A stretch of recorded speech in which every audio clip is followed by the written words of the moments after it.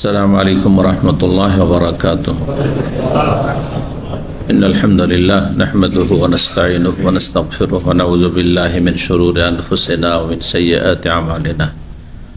من يهده الله فلا مضل له ومن يضلل فلا هادي له. وأشهد أن لا إله إلا الله وحده لا شريك له وأشهد أن محمدا عبده ورسوله صلى الله تعالى عليه وعلى آله وصحبه وسلم تسليما كثيرا. أما بعد فقد قال الإمام البخاري رحمه الله تعالى باب الحرير للنساء. قال حدثنا سليمان بن حرب قال حدثنا شعبة وحدثني محمد بن بشار قال حدثنا غندر قال حدثنا شعبة عن عبد الملك بن ميسر عن زيد بن وهب عن علي بن أبي طالب رضي الله عنه قال كساني النبي صلى الله عليه وسلم حلة سيارة فخرجت فيها فرأيت الغضب في وجهه فشققتها بين نسائي.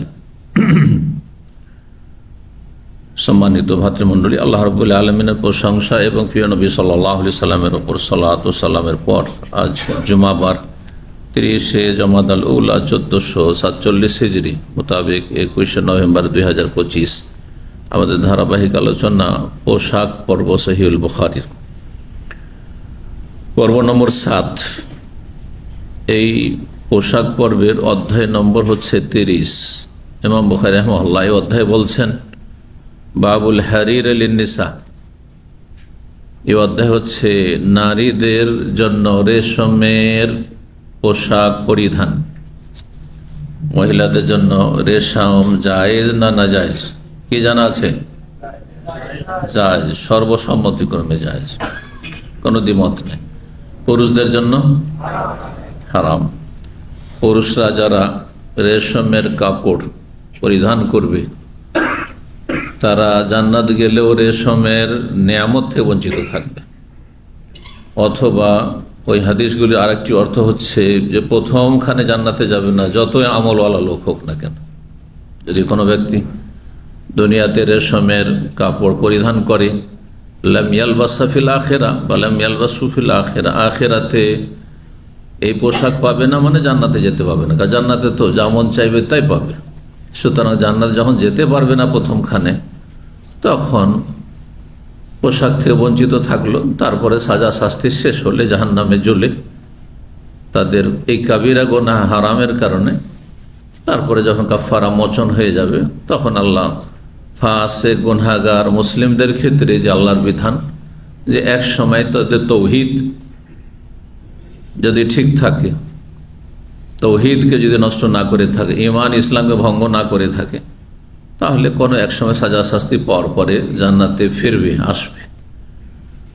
পক্ষান্তরে যারা কাবিরা গুনাহ মুক্ত থাকবে অথবা কাবিরা গুনাহ হয়ে গেলেও সেগুলি থেকে দুনিয়াতেই খালেস অন্তরে তওবা করে সংশোধন করে নিয়েছে, সেসব মুসলিম প্রথমে জান্নাতে যাবে ইনশাআল্লাহ। এটি হচ্ছে আহলে সুন্নাত ওয়াল জামাতের আকীদা। আর এই ক্ষেত্রে দুটো বিভ্রান্ত ফিরকা রয়েছে। একটি মুরজিয়া ফিরকা, শিথিলপন্থী। তারা বলে যে লা ইয়াদুররু মাআল ঈমানি মাসিয়া, মুসলিম হয়ে গেলে আর কোনো গুনাহতে ক্ষয়ক্ষতি নেই। কি বললাম? যদি জন্মসূত্রে মুসলিম হয়ে যান তাহলে আর পাপ করলে কোনো ক্ষয়ক্ষতি নেই। এক যুগে একটি ফিরকা নামে ছিল মুরজিয়া। এখন অধিকাংশ মুসলিমরা তাদের আমলের জগতে মুরজিয়া, শিথিলপন্থী। জন্মসূত্রে মুসলমান হয়ে জান্নাতের আশা করে বসে আছে। না আছে নামাজ, না আছে ফরজ ওয়াজিব, না হারাম থেকে বেঁচে থাকে। অধিকাংশ মানুষ হারামে ডুবে আছে, বিভিন্ন কাবিরা গুনাহ জড়িয়ে আছে, প্রকাশ্যে অথবা গোপনে। আর মনে করে যে আল্লাহ গফুর রহিম, হ্যাঁ আল্লাহ মাফ করবেন, মুসলিম তখন জান্নাত পাবো। এরা মূলত মুরজিয়াদের সন্তান। প্রাচীন যুগে যেসব মুরজিয়া ফিরকা পথভ্রষ্ট ছিল তাদেরই সন্তান, তাদের আদর্শের অনুসারী,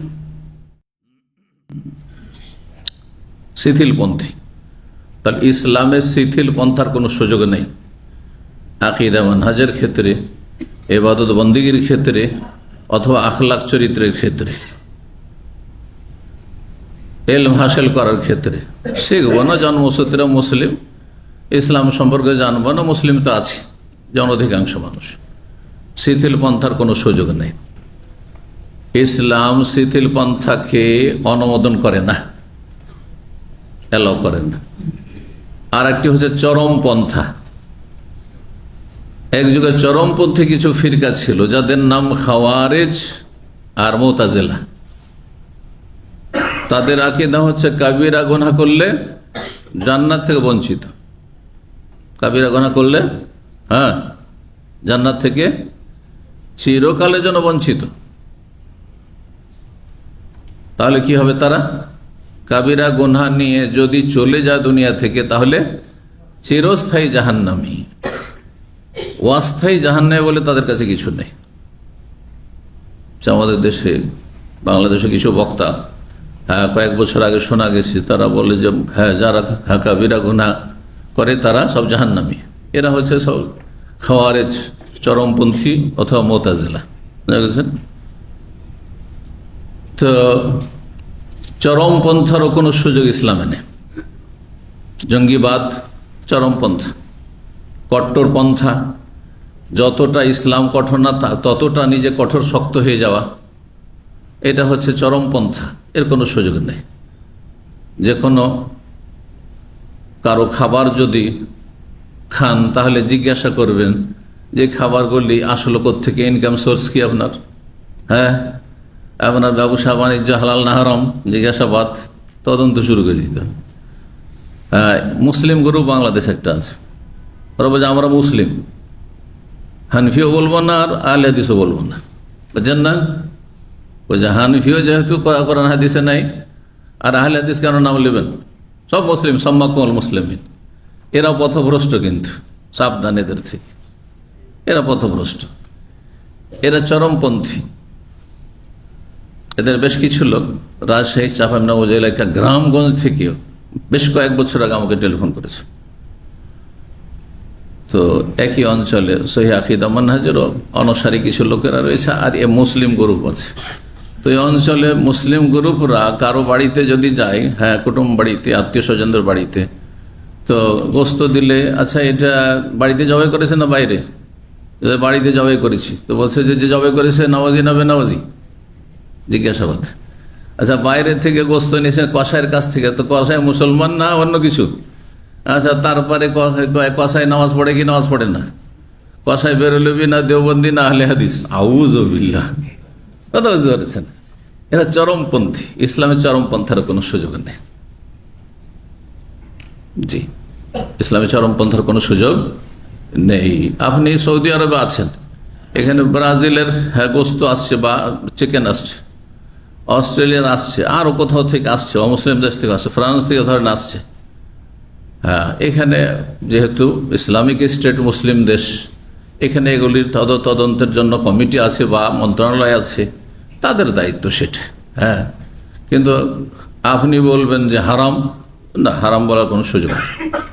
তবে আপনি যদি মনে করেন যে আমি অধিক সতর্কতা অবলম্বন করব, সেজন্য আমি চোখে দেখে খাবো, নিজে জবাই করে খাবো, সেটা ভিন্ন বিষয়। কিন্তু অন্যের জন্য সেটাকে হারাম মনে করবেন না, অন্যের জন্য হারাম মনে করবেন না। এইরকমই পেপসি, কোকা খান না, আপনি নিজে খাবেন না, কারণ এতে লাভ নাই আপনার, ভালো। কিন্তু ওয়ালা তোহারে মালা গায়ে রেখা, এটা অপরের জন্য হারাম করে দিবেন না যে পেপসি হারাম, কোকা হারাম। এটাই মদের নতুন নামকরণ হয়েছে। এগুলি ইসলাম সম্পর্কে বিভ্রান্তি এবং চরমপন্থা, চরমপন্থা। তো সহিহ আকীদা মানহাজের নামে অনেক মুফতিরাও কিন্তু আমাদের দেশে চরমপন্থী, বুঝতে পারছেন না?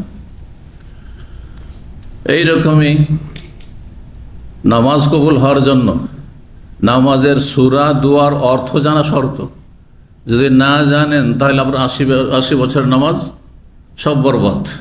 আছে না নাই ফতোয়া? এরকম দেশীয় ফতোয়া এগুলো আছে না নেই? চরমপন্থা এগুলো, চরমপন্থা। তবে যদি বলেন যে নামাজের ভিতরে যেসব সূরা, দুয়া যা কিছু পড়বেন অর্থ বুঝে পড়ার চেষ্টা করবেন। অর্থ বুঝে পড়লে এবং মনোযোগী হয়ে পড়লে তার কোয়ালিটি সুন্দর হবে, আর বিনা বুঝে পড়লে সবচেয়ে ডাউন কোয়ালিটি হবে। এতটা ঠিক আছে। এগুলো হচ্ছে মধ্যম পন্থা। তো ইসলাম হচ্ছে দিনে ওয়াসাত, মধ্যম পন্থা। মধ্যম পন্থা, শিথিলতাও নেই আর চরম পন্থাও নেই, দুটোই গুমরাহি। কিন্তু বর্তমান যে মুসলিম সমাজে হয় কিছু সেকুলার নাস্তিক আছে, এরা হচ্ছে শিথিলপন্থী, এরা জাহান্নামের রাস্তায়। আর এক দল হচ্ছে চরমপন্থী, মাজার পূজারি, পীর পূজারি, যা ইসলামে নেই তাকে ইসলাম বলে।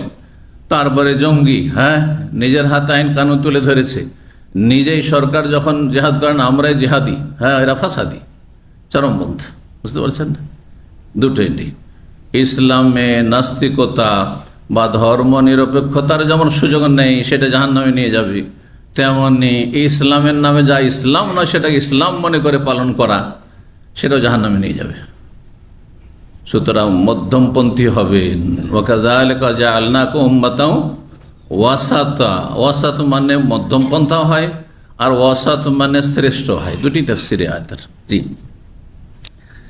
এবং মধ্যমটা খুব সহজ, রাজপথের মতো, রাস্তার মাঝখান দিয়ে চলাটা খুব সহজ, কিন্তু রাস্তার কিনারা গেলে ঝুঁকি থাকে, খাদে পড়ার ঝুঁকি থাকে। দুই দিকে খাদ আছে, আছে না নেই? তো ইসলামের দুই দিকে খাদ আছে।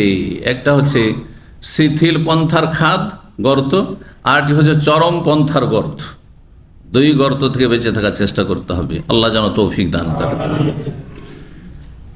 ভূমিকায় এই কথাগুলি বলার পরে এখন আমরা আসি কি সম্পর্কে? মহিলাদের জন্য রেশমের বিধান, রেশম জায়েজ।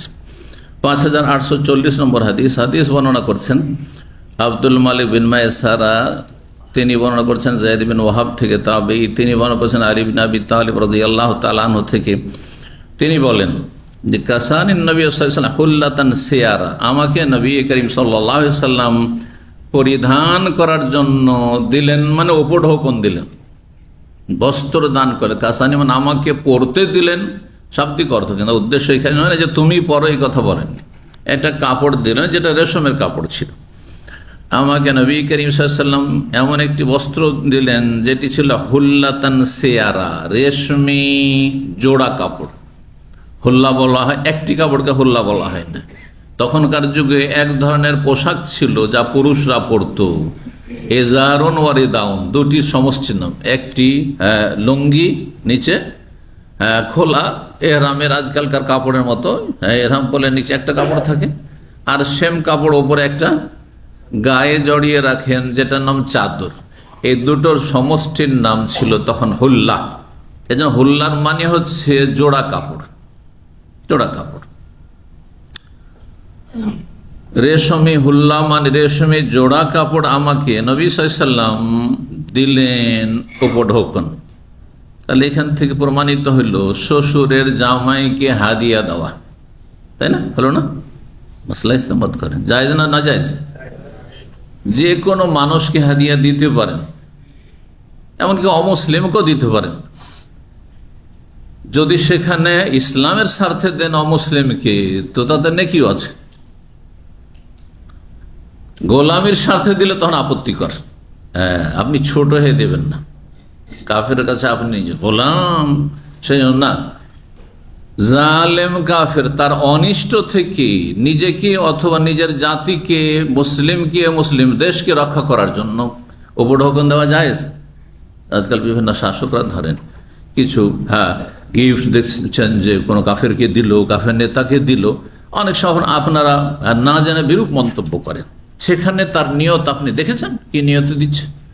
যদি দেশ, জাতি, মুসলিম দের স্বার্থে দিয়ে থাকে যে এই ব্যক্তি আমাদের জন্য ক্ষতির কারণ হইতে পারে, এর ক্ষতিটাকে কম করার জন্য, অথবা যেন ক্ষতি না করে, আমাদের সম্পর্কে নেগেটিভ না হয় পজিটিভ হয়, ইতিবাচক ভূমিকা তার থাকে, সেই জন্য দিচ্ছি, তাহলে সব, কারণ সে বৃহৎ স্বার্থে দিয়েছে। কিন্তু যদি চামচামি করে দেয়, গোলামি করে দেয়, উদ্দেশ্য মুসলিম উম্মা নয়, উদ্দেশ্য মুসলিম জাতি নয়, উদ্দেশ্য মুসলিম দেশকে রক্ষা করা নয় তাদের অনিষ্ট থেকে, উদ্দেশ্য হচ্ছে তাদের গোলামি করা, তখন আপত্তিকর। শুধু একটি অবস্থায়, ইসলামের দিকে আকৃষ্ট করার জন্য যদি দেয়। হ্যাঁ, যদি একটা লোককে ধরেন, আমি একটা উদাহরণ দিই, আমরা যেহেতু অমুসলিমদের আর মুসলিমদের সবার দাওয়াতের ময়দানে আছি, সেজন্য একটি অভিজ্ঞতার কথা বলছি। একজন নতুন মানুষ যাকে চিনি না, অমুসলিম, তার সাথে রাস্তায় দেখা হইলো, আর দেখা হইতে মাত্রই যদি তাকে একটা কিতাব তুলে দিই ইসলাম, নেবে? প্রথম কথা নিবেই না হয়তো। আর যদি নিয়েও নেই চক্ষু লজ্জায়, তাহলে সে কখনো পড়বে না। নেওয়ার পরে আমার চোখের আড়াল হয়ে ফেলে দেবে। চোখের আড়াল হইলে কি করবে? ফেলে দেবে। ফেলে দেবে কথাটা বাড়াবাড়ি মনে করছেন নাকি? আমার চোখে দেখা, দুই জায়গায় দেখেছি এটা। আমি আমার এই 27 বছরের জীবনে 2 জায়গায় দেখেছি যে আমাদের কাছ থেকে নিয়ে নিল, আর তারপরে আমাদের থেকে একটু সরে যাওয়ার পরে ফেলে দিল। একসময় ইসলামিক সেন্টারে লিফলেট তৈরি হইতো, দেখেছেন কেন? ফোল্ড করা লিফলেটগুলো খুব আপনার ছাপানো হইতো। তো সেই সময় 2 জায়গায় এই ঘটনা ঘটেছে। একটি এখানে যে আপনার হারাজ, যেখানে সেকেন্ড হ্যান্ড মাল সামানের, আপনার কাছে এইখানে, জানেন না? জানেন না? পুরাতন সেকেন্ড হ্যান্ড মার্কেট, যেটাকে হারাজ বলা হয় আরবি ভাষায়। এই মার্কেটে তখন আমাদের সেন্টারের নিয়ম ছিল 2004-05 দিকে অথবা 2 দিকে, মানে একবার প্রথম দিকে ছিল। তো সকালবেলা 3-4 জন দায়ী, তখন নিয়ম ছিল যে গিয়ে মানুষকে, যারা রাস্তাঘাটে একটু চলাফেরা করছে অথবা দোকানপাট আছে, ওদেরকে লিফলেটগুলো পৌঁছে দেওয়া, কারণ ওরা ব্যস্ততার কারণে আসতে পারে না, ওদের কাছে ইসলামের দাওয়াত পৌঁছাইতে হবে। তো বিভিন্ন ভাষায় আছে আমাদের কাছে, উর্দু আছে, বাংলা আছে, তামিল আছে, কেরালা আছে, ফিলিপাইনি আছে, ইংলিশ আছে। তা আমাদের কিছু বাংলাদেশি ভাইদেরকে পেয়েছে। তো বাংলায় একটি লিফলেট ছিল, হ্যাঁ, মিলাদ সম্পর্কে, মিলাদ সম্পর্কে, আর লেখা আছে ইসলামিক কালচারাল সেন্টার।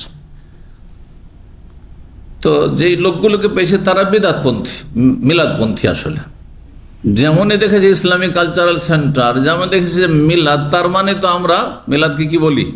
বেদাত বলি। ওটা বুঝতে পেরেছে, কিন্তু চক্ষু লজ্জায় নেব না এই কথা বলতে পারেনি। সে নিয়ে নিল, নিয়ে নেওয়ার পরে একটু এগিয়ে গেছি, পরে একটু ঘুরে দেখি দিল রাস্তায় ফেলে, এ চলে গেল। তখন আমরা বললাম যে এই থামো থামো থামো, থামিয়ে দিয়ে বললাম যে এটা কি করলে তুমি? ও তো ভয় পেয়েছে। উঠাইলাম, দিয়ে তাকে দেখালাম, এতে কোরআন লেখা আছে না, আয়াত লেখা আছে না, কুল হাল উনাব্বিউকুম বিল আখসারিনা আমালা। হ্যাঁ, বেদাত সম্পর্কে সতর্ক করা, যেগুলো নেকি মনে করে ভালো আমল করছেন, এটা সবচেয়ে বেশি ক্ষতিগ্রস্ত। ডিউটি করেও কিছু পারিশ্রমিক পান না। জি, বেদাতীদের উদাহরণ হচ্ছে ডিউটি করে বেতন না পাওয়া। কথা বুঝতে পারছেন না? এই আয়াতটি ওতে লেখা আছে, আরো কিছু হয়তো আয়াত থাকতে পারে, হাদিস আছে, আল্লাহর নাম আছে, রসুলের নাম আছে, ওকে দেখাইল, আরবিতেও আছে, বাংলাতে তর্জমা করা আছে। খুব ভয় পেয়েছে, তাই বললাম তোমাকে ক্ষমা করে দিলাম, কিন্তু এটি আল্লাহর সাথে তুই বেয়াদবি করলে, রসুলের সাথে তুই বেয়াদবি করলে, ইসলামের সাথে তুই বেয়াদবি করলে। এটা একটা ঘটনা। আর একবার মেনার ময়দানের ঘটনা, হজ মৌসুম। মেনার ময়দানে ইন্দোনেশীয় ভাষায় পাহাড়ের সুরঙ্গ দিয়ে পাথর মারতে আসছি, পাহাড়ের সুরঙ্গ দিয়ে পাথর মারতে আসছি। তো আমরা ছিলাম যে সাইডটা, সেটা হচ্ছে ওই যে এলাকায় আপনার স্যালাটার হাউস আছে, কোরবানি হয়, ওই এলাকা থেকে আসলে পাহাড়ের সুরঙ্গ দিয়ে আসতে হয় জমারাতে। তো দেখছি বেশ কিছু লিফলেট পড়ে আছে, আর ওই এলাকাটা হচ্ছে ইন্দোনেশিয়া হাজিদের অঞ্চল, সব তাবু। দেখছি অনেকগুলি লিফলেট পড়ে আছে আমাদের ইসলামিক কালচার সেন্টার দামামের, ইন্দোনেশীয় ভাষায় সব পড়ে আছে, রাস্তায় পড়ে আছে। তা আমাদের দায়ীরা তো কেউ ফেলে রাখবে না, অথবা এখান থেকে অন্যরা নিয়ে গিয়ে সেখানে বিধান, তাও তো ফেলে রাখবে না। এইভাবে পড়ে আছে কেন? কারণ দেখেছে যে এতে বেদাত সম্পর্কে সতর্ক করা হয়েছে, শিরিক থেকে সতর্ক করা হয়েছে, পীরমদি সুফিজম থেকে সতর্ক করা হয়েছে। দেখে নেওয়ার পরে ছুঁড়ে ফেলে দিয়েছে। আর হাজিরা যখন আসে বেদাতি সুফিদের দেশগুলি থেকে, সেটা ইন্দোনেশিয়া হোক, আর মালয়েশিয়া হোক, আর বাংলাদেশ হোক, আর তুরস্ক হোক, আর আফগানিস্তান হোক, পাকিস্তান হোক, ইন্ডিয়া হোক, যেখান থেকে হোক, বেদাতিদেরকে তাদের মোল্লারা এত সতর্ক সাবধান করে হজে পাঠায় যে সৌদি আরব যাচ্ছ হজ করার জন্য, সেখান থেকে ধর্মকর্ম নিয়ে আসবে না, ইসলাম নিয়ে আসবে না, কারণ সেখানে সঠিক ইসলাম নেই। এই পাঠ পড়িয়ে পাঠায়, বুঝতে পারছেন না? যেন খুবই সতর্ক, তারা নেবেই না প্রথম কথা, আর যদি নিয়ে নেয় তো ফেলে দিবে। এই দুটো আমার স্বচক্ষে দেখা। সেগুলিকে আমরা সব উঠিয়ে নিলাম যে পড়ে আছে রাস্তায়, তো এগুলি তো নষ্ট হবে, সবগুলি একটা একটা করে, আমার সাথে মনে হয় আরও কিছু অনেক আগের ঘটনা যেহেতু, তো উঠিয়ে নিয়ে সব আপনার আবার তাঁবুতে নিয়ে গেলাম। জি, এ হচ্ছে অবস্থা। কি জন্য বললাম কথাটি? হ্যাঁ হ্যাঁ, না হাদিয়া দেওয়ার ক্ষেত্রে, হাদিয়া দেওয়ার থেকে বললাম এই কথাটি। হ্যাঁ, কে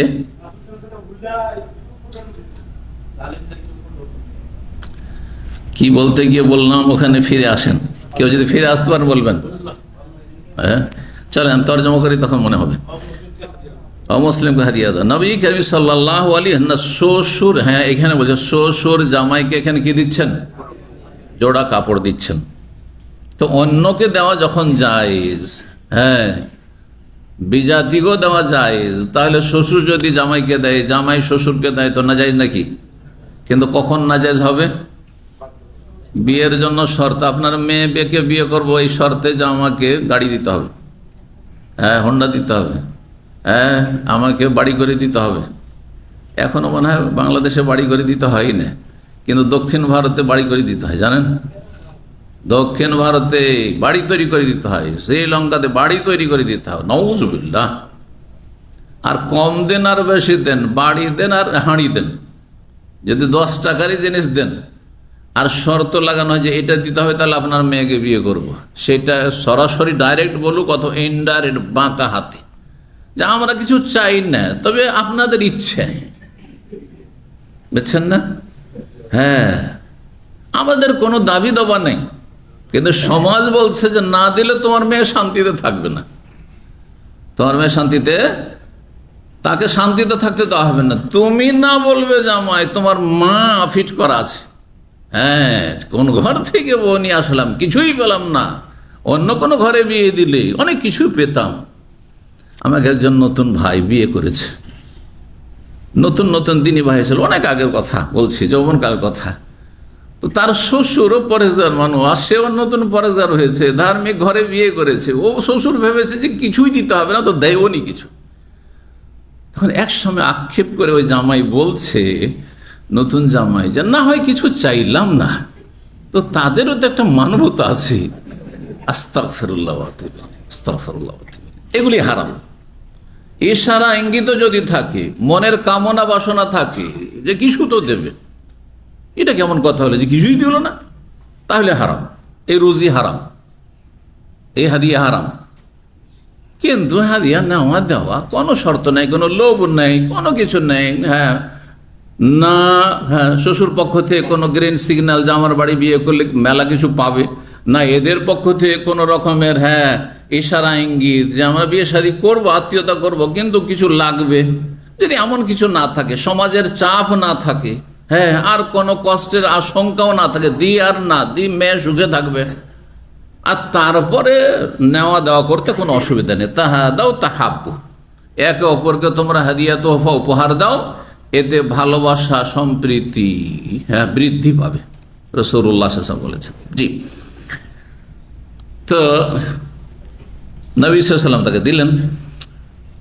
ফাখারাজতু ফিহা, আলী ভেবেছেন, মাসলা জানা ছিল যে রেশম পুরুষের জন্য হারাম, এই মাসলা কিন্তু জানা ছিল না। সব নতুন নতুন ইসলামের মাসলা মাসাইল আসছে, এখনকার মতো নয় যে 1400 বছর আগে থেকে ইসলাম কোরআন হাদিসে আর বহু তার তাফসীর আর হাদিসের ব্যাখ্যা আর কত ইসলামিক বই পুস্তক আর কত সোশ্যাল মিডিয়া, ইসলাম জানার জন্য বহুমুখী সোর্স রয়েছে, আছে না নেই? তখন যেটা সরাসরি জানতে পেরেছে সেটাই জানছেন, বাকিগুলো জানছেন না, একটা একটা করে শিখছেন। প্রতিদিন হয়তো কিছু কিছু করে বিষয় নবী সাল্লাল্লাহু আলাইহি ওয়াসাল্লাম থেকে শিখছেন। অনেক হুকুম আহকাম হয়তো আজকে নাজিল হয়েছে, কালকে নাজিল হয়েছে, এখনো জানেন না। বিশিষ্ট সাহাবী আলী রাদিয়াল্লাহু জানেন না যে আমার জন্য রেশম হারাম, দিয়েছেন নবী সাল্লাল্লাহু আলাইহি ওয়াসাল্লাম আমাকে, তাহলে আমি পরে নি।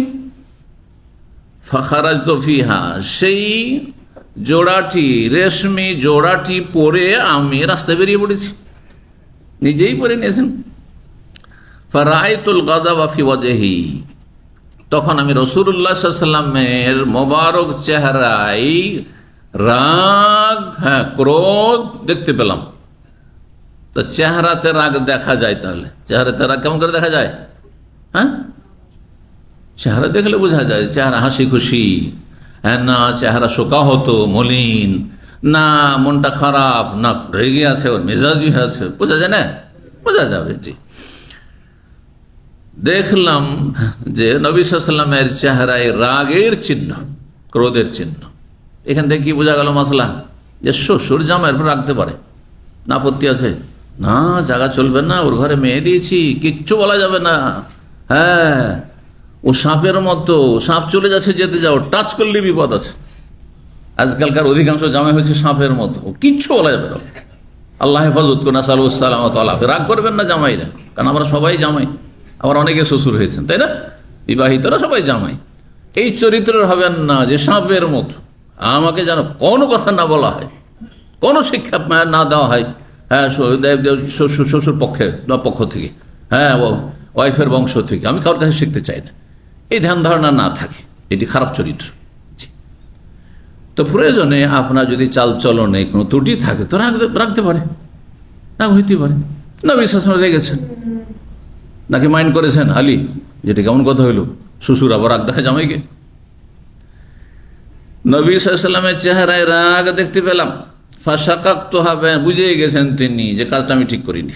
ফাশাকাকতু হাবেনা নিসাই, তখন আমি সেই কাপড়টিকে নিয়ে ভাগ বন্টন করে পরিবারের, হ্যাঁ, মহিলাদেরকে দিয়ে দিলাম যে ওরা পড়ব। 5841 নম্বর হাদিস বর্ণনা করছেন আব্দুল্লাহ বিন উমর রাদিয়াল্লাহু তাআলা আনহুমা। তিনি বলেন, আন্না উমর রাদিয়াল্লাহু আনহু রাআ হুল্লাতান সিয়ারা। উমর রাদিয়াল্লাহু তাআলা আনহু একদিন একটি রেশমি জোড়া কাপড়, হুল্লা, দেখতে পেলেন বাজারে, তোবাও, যে বিক্রি হচ্ছে। ফাকালা ইয়া রাসূলুল্লাহ, দেখে খুব চমৎকার লেগেছে কাপড়টি। তিনি বলে, হে আল্লাহ রাসূল, লাউ ইবতাআতাহা, আপনি যদি এটি খরিদ করে নেন, ফালাবিসতাহা লিল ওয়াফদে, আর তারপরে সেটি যদি আপনি পরিধান করেন প্রতিনিধি দল আগমন করলে।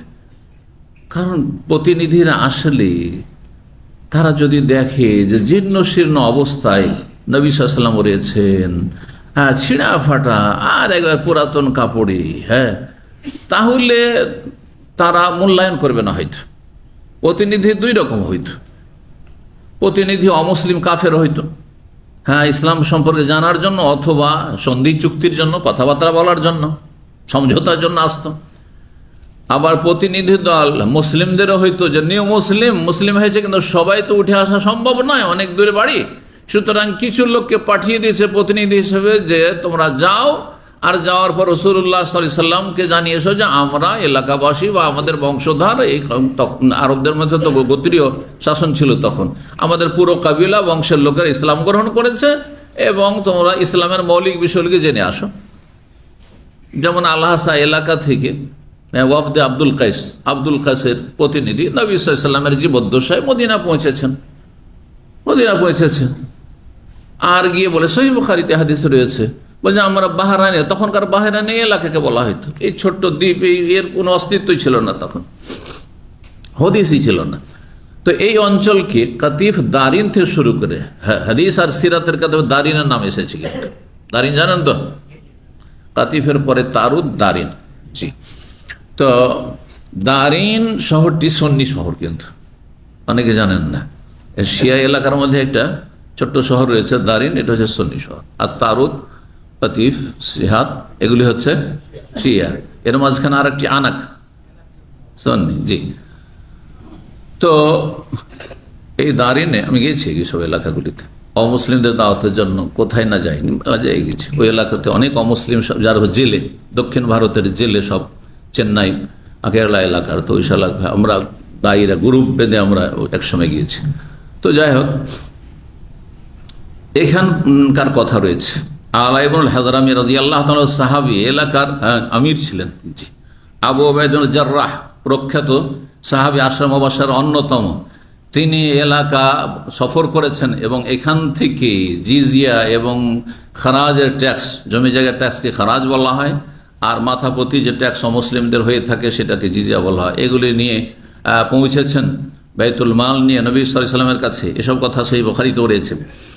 তো এখান থেকে আব্দুল কায়েসের দল সেখানে পৌঁছেছে, আর তারপরে অল্প কিছু লোক সেখানে পৌঁছেছে। আর যাওয়ার পরে সুসংবাদ তারা পৌঁছালো যে ইয়া রাসূলুল্লাহ, আমরা ইসলাম গ্রহণ করেছি, কিন্তু মাঝখানে মোজার বংশের কট্টর কাফিরেরা বসবাস করে নাজদ এলাকায়। এই আল খারজ থেকে শুরু করে আল কাসিম এসব অঞ্চলগুলিতে, বিস্তর অঞ্চল এগুলি নাজদের এলাকা, মানে উঁচু এলাকা। যে আমাদের দেশে সেগুলিকে বলা হয় বরিন্দ্র এলাকা। উঁচা জমিকে কি বলা হয়? বরিন্দ্র এলাকা, যারা জমি জায়গা সম্পর্কে বুঝেন। তো এসব এলাকাগুলি নাজদ মানে বরিন্দ্র এলাকা, উঁচা এলাকা। এসব বান বন্যা হইলেও ওইসব এলাকা সাধারণত ডুববে না, আর যদি ডুবে যায় তো গোটা দেশ ডুবে যাবে। তো এখানে কাফেররা বসবাস করে, তারা কট্টর খুব ইসলামের শত্রু, ঘোর শত্রু। যদি জানতে পারে যে আমরা ইসলাম গ্রহণ করেছি, তাহলে আমাদেরকে আমাদের বেঁচে থাকার কোনো সুযোগ নেই, যার ফলে আমরা আসতে পারি না। ওই হারাম মাসে কোনো রকম করে আপনার সাথে সাক্ষাৎ করতে এসেছি, আর আমরা আমাদের বংশধর সব ইসলাম গ্রহণ করেছে। তো এইরকম অবধ যেত। তো নবী সাল্লাল্লাহু আলাইহি ওয়াসাল্লাম, ওয়াফদ মানে প্রতিনিধি দল। তো আপনি প্রতিনিধি দল যখন আসবে তো তাদের সামনে পরিধান করে বসবেন। এদা আতাউকা, যখন তার আগমন করবে, ওয়াল জুমা, আর জুমার দিনে এই কাপড় পরিধান করবেন। তাহলে এখান থেকে বোঝা গেল যে যদি বাড়িতে মেহমান আসে তো ভালো কাপড়টা পরবেন। আর একটা মশলা বোঝা গেল, জুমার দিনে ভালো পোশাকটা পরবেন, ঈদের দিনে ভালো পোশাকটা পরবেন। জি, বলছেন যখন এই কথা বললেন, কে এই প্রস্তাব? ওমর রাদিয়াল্লাহু তাআলা আনহু। কালা, তখন নবী বললেন, ইন্নামা ইয়ালবাসু হাযিহি, এই রেশমের কাপড়, কারণ এই জোড়া ছিল রেশমি জোড়া, এই রেশমের কাপড় পরিধান করবে এমন পুরুষরা, লা খালাকা লাহু, যার পরকালে কোনো অংশ নেই, মানে জান্নাতে কোনো অংশ নেই। তাহলে বোঝা গেল যে রেশমের কাপড় পরলে জান্নাত প্রথমখানে যেতে পারবে, দখুল আউয়ালি হবে না, প্রথমখানে যেতে পারবে না, যদিও তার ইমান ইসলাম ফরজ ওয়াজিব ঠিক থাকে। এই হারামের কারণে তার কোনো অংশ নেই, মানে প্রথমখানে অংশ নেই। কিন্তু এটা খারিজি ব্যাখ্যা কি জানেন? আর মুতাজিলার ব্যাখ্যা যে কাবিরা গুনাহ করলে জান্নাতে কোনোদিনই যেতে পারবে না। এগুলি হচ্ছে সংশয় গুমরাহির কারণ।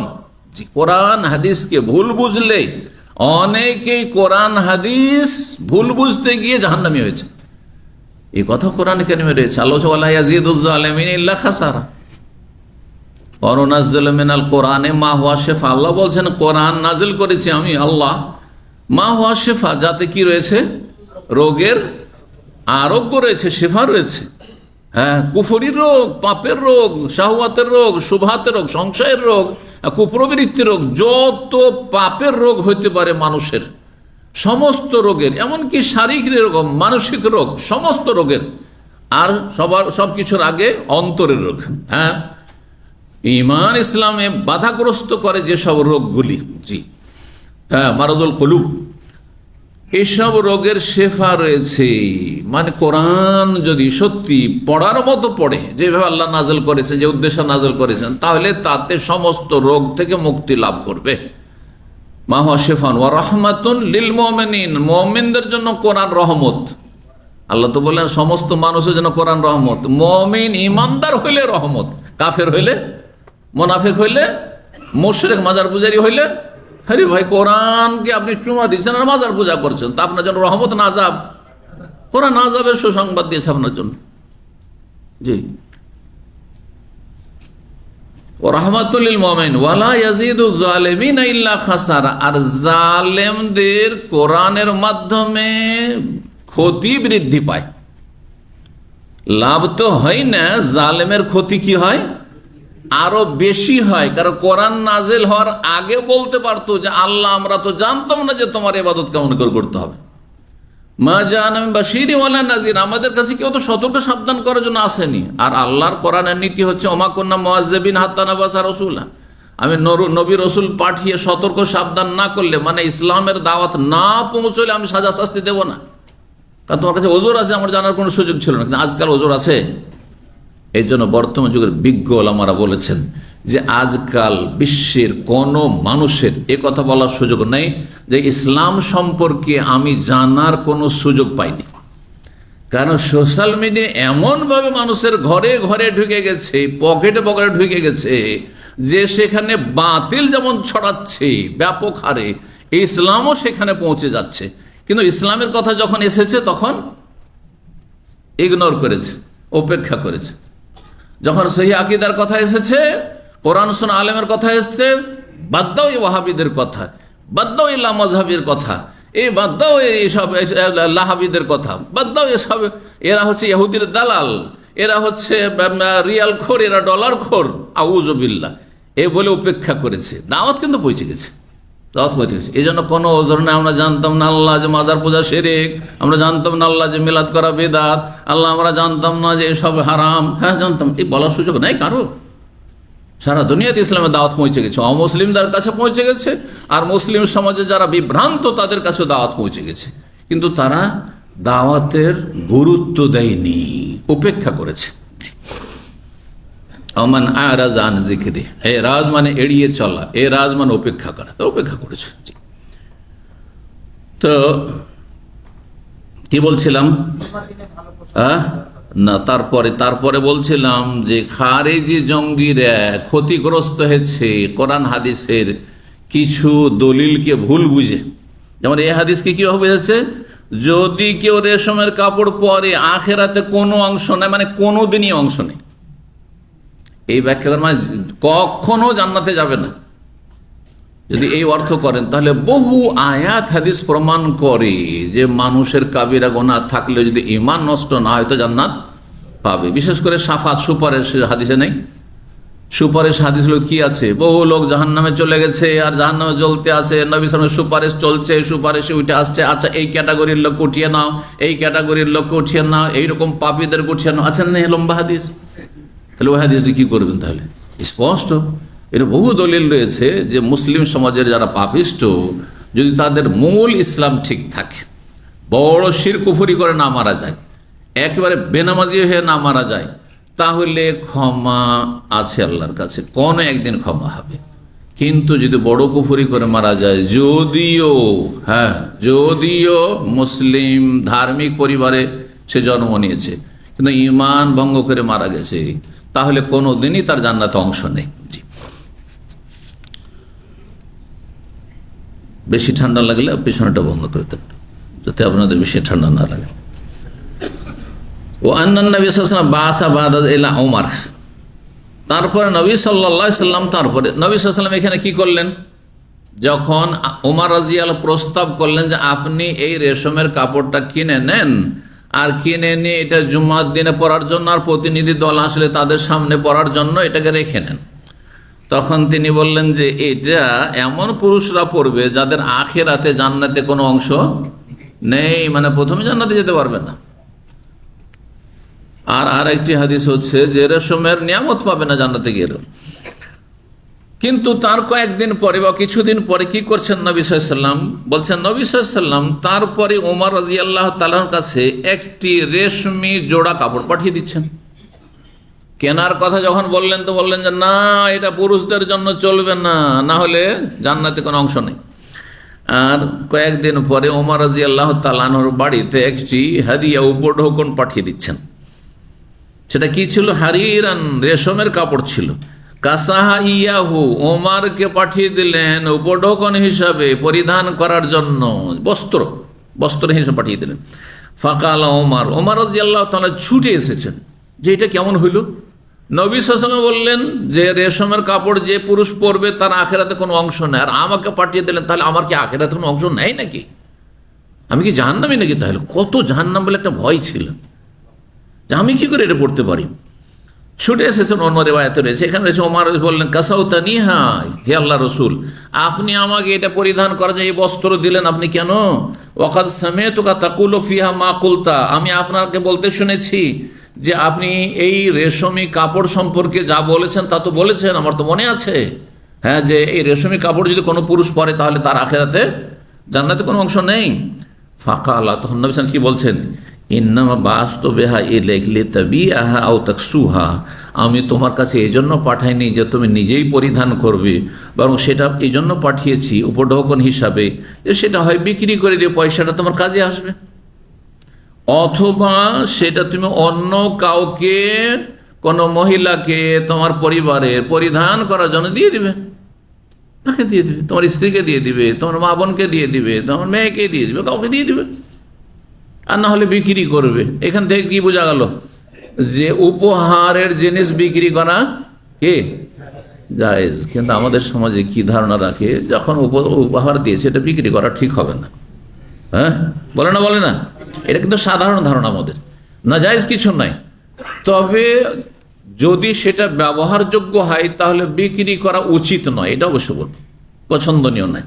কারণ যেই ব্যক্তি আপনাকে উপহার দিয়েছে সে বড় আশা করে দিয়েছে, আপনাকে মহব্বত করে সেই জন্য যে আপনি সেটা ব্যবহার করবেন, আর সে যদি বিক্রি করে সে জানতে পারে তো মনে কষ্ট হবে না? আর কোনো মুমিন মুসলিমকে কোন রকম কষ্ট দেওয়া কি জায়েজ? তাহলে এই বিষয়টা অবশ্যই বুঝতে, এগুলি হচ্ছে ফিকহের জ্ঞান। হ্যাঁ, যে সমস্ত হাদিসগুলি দলিলগুলিকে সামনে রেখে আপনাকে চিন্তা করতে হবে। শরীয়তের কিছু কাওয়ায়েদ, মূল নীতিমালা আছে ফতোয়ার ক্ষেত্রে।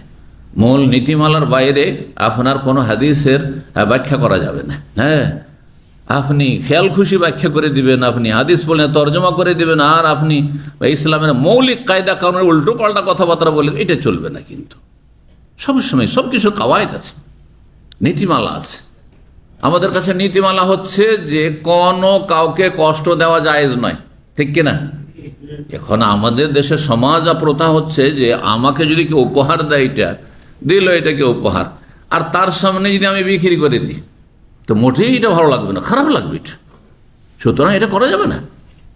কিন্তু এমন কিছু উপহার দিল যেটা আমার ব্যবহারযোগ্য নয়, কারণ মনে করেন আমাকে যদি কি প্যান্ট শার্ট দিয়ে দেয়, তা ব্যবহার করতে হবে কেমন, তাহলে সেটা কাউকে দিয়ে দিতে হবে, নাহলে বিক্রি করে দিতে হবে, ফেলে দেওয়া জিনিস তো না। আচ্ছা, ধরেন কেউ গোল্ড দিয়ে দিল আমাকে, কোনো জায়গায় আমার কি করলো, স্বর্ণ দিয়ে দিল, ব্যবহার করা যাবে নাকি? স্বর্ণের আংটি, তো কি হলো, ফিরিয়ে দেবো যে না না না আমার জন্য হারাম নেব না? না, সেটার কোনো প্রয়োজন নেই। আপনাকে দিয়েছে, আপনি নিয়ে নিয়ে আপনার পরিবার যাদের জন্য জায়েজ তাকে দিয়ে দেন, আর না হলে বিক্রি করে দেন, তখন জায়েজ। 5842 নম্বর হাদিস। হাদিস বর্ণনা করছেন আনাস বিন মালিক রাদিয়াল্লাহু তাআলা, তিনি বলেন আন্নাহু রাআ আলা উম্মে কুলসুমিন রাদিয়াল্লাহু তাআলা আনহা বিনতে রাসূলিল্লাহ সাল্লাল্লাহু আলাইহি ওয়াসাল্লাম বুরাদা হারিরিন সিয়ারা।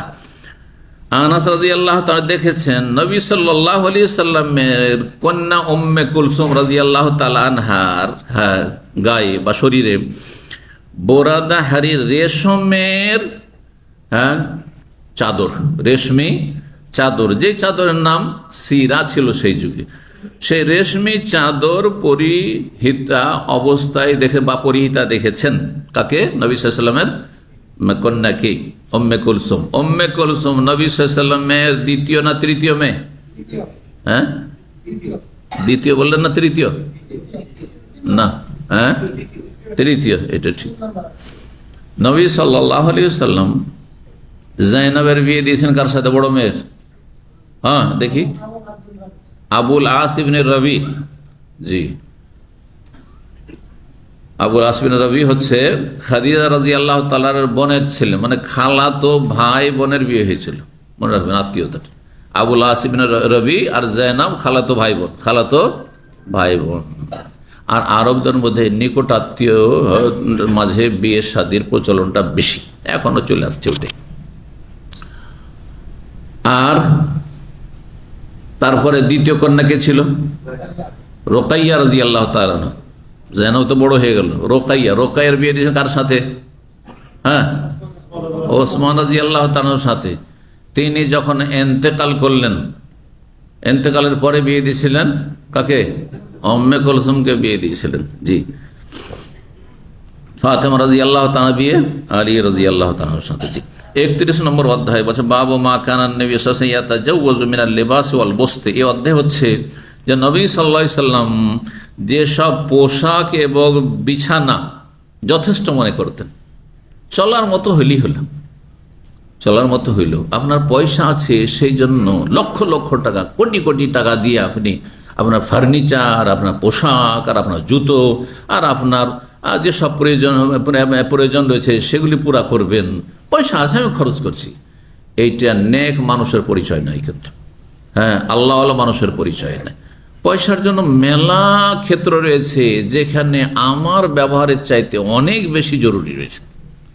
কেউ খেতে পায় না, কেউ চিকিৎসা পায় না। হ্যাঁ, আর আমার কাছে এত দামি কাপড় থাকবে, এত দামি আপনার পোশাক থাকবে, এত দামি জুতো থাকবে, আর এত জোড়া জুতা থাকবে যেগুলো অপচয়ের পর্যায়ে চলে যায়, না, মোটেই এটা সমীচীন নয়, মোটেই নয়। আজকালকার অধিকাংশ পয়সাওয়ালাদের অবস্থা এরকম। জি, আল্লাহ সঠিক বুঝদান করুন। নবী সাল্লাল্লাহু আলাইহি ওয়াসাল্লাম যথেষ্ট মনে করতেন নিজের জন্য যেসব পোশাক এবং বিছানা, অথচ একেবারে নিম্নমানের সাধারণ পোশাক, সেই যুগে সাধারণ পোশাক, সেই যুগে সাধারণ বিছানা একেবারে ছিল, কোনো আরামদায়ক বিছানা ছিল না সাল্লাল্লাহু আলাইহি ওয়াসাল্লাম।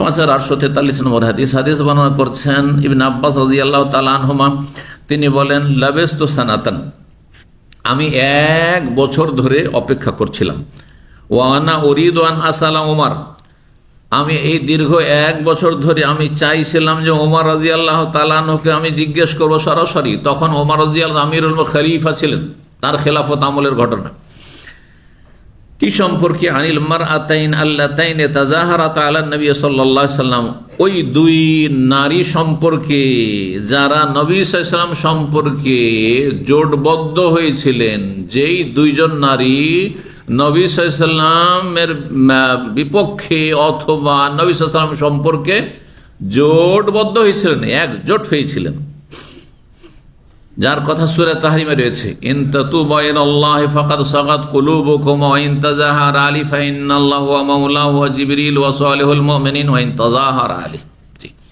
নবী সাল্লাল্লাহু আলাইহি ওয়াসাল্লামের সাথে যে আচরণটি করেছো সেটি তোমাদের জন্য করা অন্যায় হয়েছে, উচিত হয়নি। ইন তাতুবা ইলাল্লাহ, সুতরাং তোমরা যদি উভয়ে আল্লাহর কাছে তওবা করো তাহলে এটা তোমাদের জন্য অনেক ভালো, কারণ ফাকাত সাগাত কুলুবুকা, তোমাদের অন্তর বাঁকা হয়ে গেছে, আল্লাহ বলছেন। যদি নবী সাল্লাল্লাহু আলাইহি ওয়াসাল্লাম কোনো কিছু লুকিয়ে রাখতেন, তো মানুষ লুকিয়ে রাখে কি? নিজের দোষ ঢেকে রাখে, লুকিয়ে রাখে। নিজের ভালো মানুষরা নিজের স্ত্রীর দোষ দুটি লুকিয়ে রাখে, দোষ থাকলো পরকে বলে না, কারণ দুশমন হাসবে, কথা বুঝতে পারছেন না? বরং নিজের মানহানি হবে। আপনি যদি বলেন আমার স্ত্রী খারাপ, তো আপনি ছোট হইলেন, এটা মানে বুঝতে হবে। জ্ঞানী মানুষ এটা বুঝে যে আমার ত্রুটি আছে ঘরে, সেগুলি ঘরেই থাক, পর না জানুক। জি, আর যে নির্বোধ বোকা, সে সামান্য কিছু মনোমালিন্য হয়েছে, স্ত্রীর সাথে দ্বন্দ্ব হয়েছে, অথবা স্ত্রীর মধ্যে কিছু ত্রুটি আছে, ও বন্ধু মহলে সবকে শেয়ার করে, এরা মূর্খ। এরকম কিছু মহিলা আছে এত নির্বোধের নির্বোধ, কোনো জ্ঞান নেই, সামান্য কিছু হইলে বান্ধবীদের সাথে সব শেয়ার করে, বোনদের সাথে সব শেয়ার করে, মায়ের সাথে সব শেয়ার করে, আর লাগিয়ে দেয় ফিতনা, না, মোটেই জায়েজ নয়। আল্লাহ লেবাস বলেছেন, লেবাসের কাজ কি? ঢেকে রাখা। দেখেন শরীরটাকে ঢেকে রেখেছে, কত সুন্দর লাগছে দেখে। হুন্না লেবাসুল্লাহ ওয়া আনতুম লেবাসুল্লাহুন্না, স্বামী স্ত্রীর জন্য পোশাক, আর স্ত্রী স্বামীর জন্য পোশাক। পোশাক ঢেকে রাখে আপনার মানিজ্যত, আপনার দুর্বলতা, দুর্বল পয়েন্ট প্রত্যেকের আছে, কার নেই? কারো কম আছে, কারো বেশি আছে, কারো কোনো ক্ষেত্রে আছে, কারো কোনো ক্ষেত্রে আছে। আপনার স্ত্রী আপনার মানিজ্য ঢেকে রাখবে, দুর্বল পয়েন্টগুলি ঢেকে রাখবে, আর আপনার স্ত্রীর দুর্বল পয়েন্টগুলি আপনি ঢেকে রাখবেন। বোনদের সাথে শেয়ার করবেন না, মায়ের সাথে শেয়ার করবেন না, না হলে তিলকে তাল করবে আপনার মা, আপনার বোনেরা, আর একসময় বিচ্ছেদ ঘটিয়ে ছাড়বে, অশান্তি হবে। জি, কোরআনে কারিমে আল্লাহর বর্ণনা করে, নবী সাল্লাল্লাহু আলাইহি ওয়াসাল্লাম যদি কোনো কিছু গোপন করতেন, তো এই আয়াত কার সম্পর্কে? ফাকাদ সাগাত কুলুবুকুমা, নবী সাল্লাল্লাহু আলাইহি ওয়াসাল্লামের 2 বিবির অন্তর আল্লাহ বলছেন যে বাঁকা হয়ে গেছে, সোজা করতে হবে তওবা করে। জি, লুকান নেই, স্পষ্ট প্রমাণ হয়। তারপরে ওমর রাদিয়াল্লাহু তাআলা আনহু, তাকে যখন জিজ্ঞাসা করা হচ্ছে যে ওই 2 নবী সাল্লাল্লাহু আলাইহি ওয়াসাল্লামের সহধর্মিণী তারা কে, তাদের একজন ওমরের মেয়ে হাফসা রাদিয়াল্লাহু তাআলা আনহা।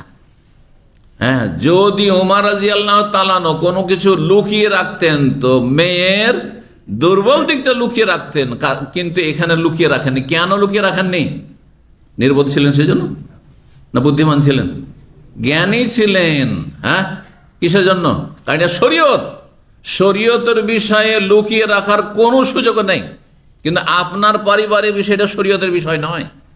আপনার স্ত্রী দুর্বল দিক রয়েছে, আপনার দুর্বল দিক রয়েছে, একে অপরের কথা কোথাও প্রকাশ করবেন না, এগুলো কোনো শরীয়তের বিষয় নয়। কোথাও যদি বিচার চাইতে হয়, হ্যাঁ, কোথাও যদি মনে করেন যে বিচার সালিশ বসে, তখন প্রকাশ করতে হবে বিচার নেওয়ার জন্য।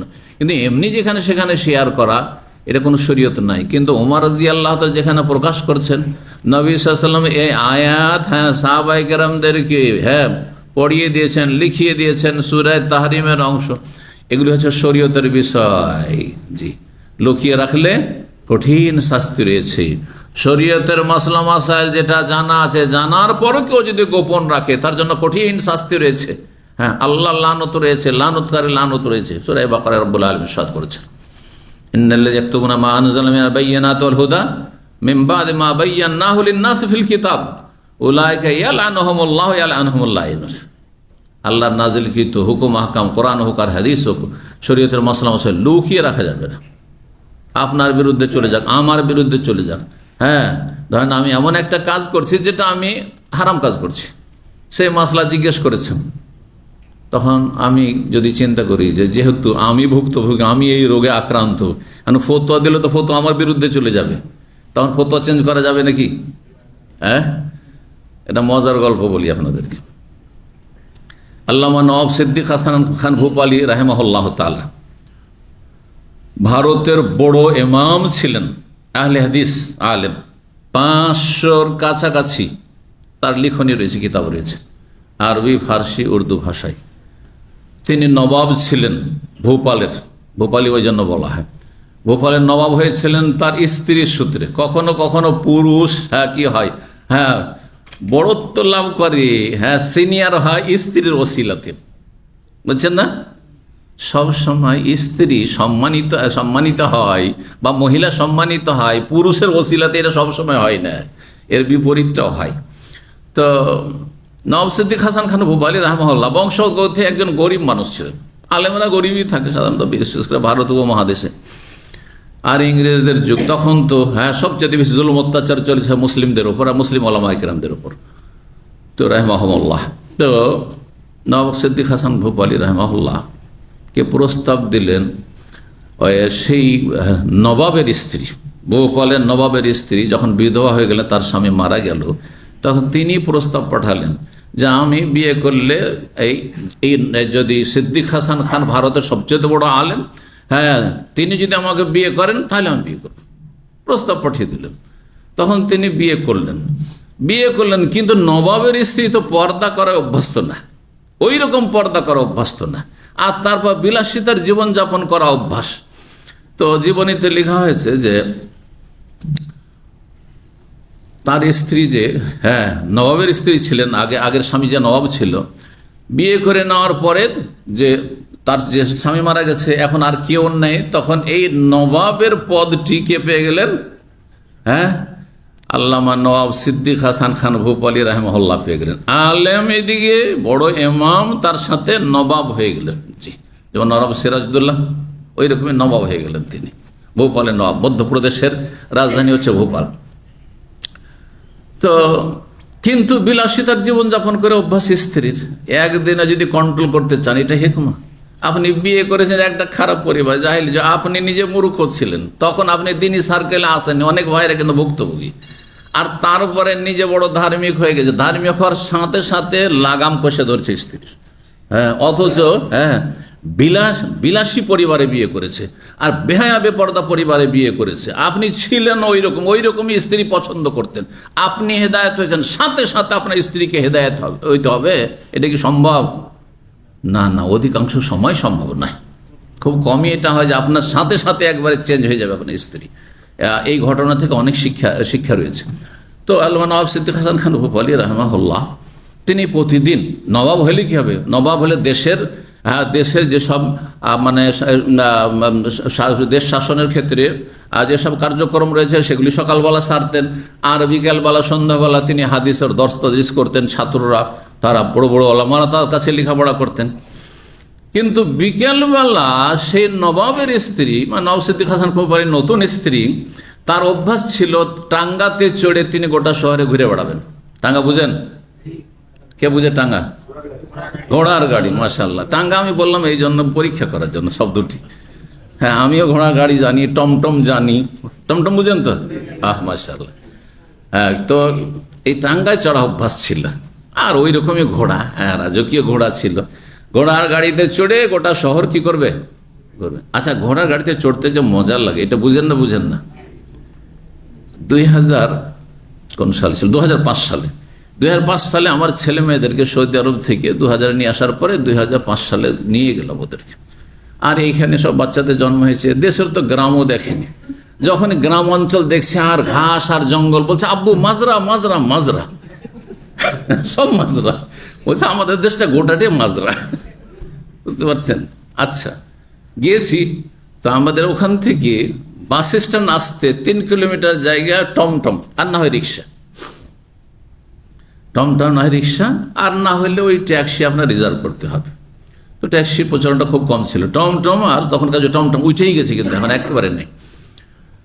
তো এখন বাচ্চারা পাগল হয়ে গেছে টমটম দেখে, রিক্সায় কেন চড়বে আর কারেই বা কেন, ট্যাক্সিতে কেন চড়বে? সবাই বলছে এই ছোট ছেলেগুলো যাদের এখানে জন্ম হয়েছে, তারপর দেশেও জন্ম হয়েছে, কিন্তু 1 বছর 2 বছর এরকম বয়স ছিল, 3 বছর 5 বছর, কিছু মনে নেই দেশের।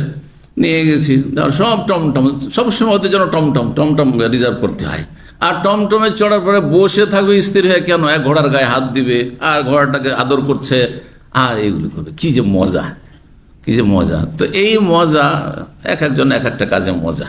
আমাদের কিছু ছাত্র ভাই আছে, হ্যাঁ, প্রতি সপ্তাহে এরা কি করবে, ওই বড়শি নিয়ে, বড়শি বলেন তো, আমরা কিন্তু ছিপ বলি ওইটাকে। ছিপ শব্দ বুঝেন? যে ছিপ বুঝেন, তাহলে বড়শি বলি শুধু ওইটাকে, লোহার ইটাকে, হ্যাঁ, আঁকড়াটাকে, আর আমরা ছিপ বলি বাকি আমাদের আঞ্চলিক ভাষা। তো এই বড়শি নিয়ে এরা সমুদ্রে যাবে আর মাছ ধরবে। এরা কখনো মাছ পাচ্ছে, কখনো ঘন্টার পর ঘন্টা, সারা হয়তো কয়েক ঘন্টা কি রাত কাটিয়ে চলে আসছে, মাছ পায়নি, কিন্তু নেশা একটা, তো মানুষের নেশা থাকে কিছু কিছু। তো যাই হোক, নওয়াব সিদ্দিক হাসান খান ভূপালী রাহমাহুল্লাহ এদিকে হাদিসের দারুস দিয়েছেন, এত বড় মুহাদ্দিস আর ফকি আর ইমাম, আর তার স্ত্রী প্রতিদিন আসর পরে গোটা শহর ভ্রমণ করবেন, বিনোদন করবেন, কিসে চড়ে? টমটমে চড়ে।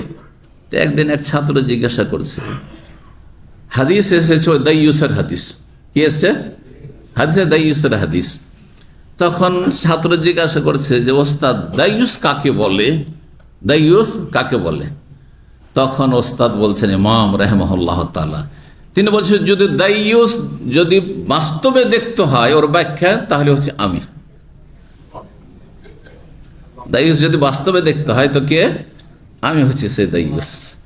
যে আমি তোমাদেরকে কোরআন হাদিস পড়াচ্ছি, কিন্তু আমার স্ত্রীকে আমি কন্ট্রোল করতে পারছি না, সে গোটা শহর প্রতিদিন আসর পরে মাগরিব পর্যন্ত, হ্যাঁ, বিনোদন করে বেড়াচ্ছে, ঘুরে বেড়াচ্ছে। দাদা বুঝতে পেরেছেন? যে এটার নামে হিকমা। না হলে কি হবে? সাথে সাথে তালাক হয়ে যাবে, হবে না?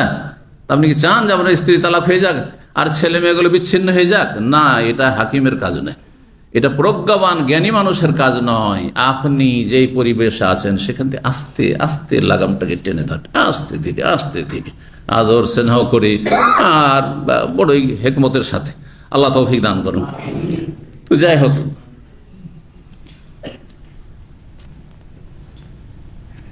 কোনখানে ছিলাম আমরা? হাদিসে হচ্ছে না, হ্যাঁ।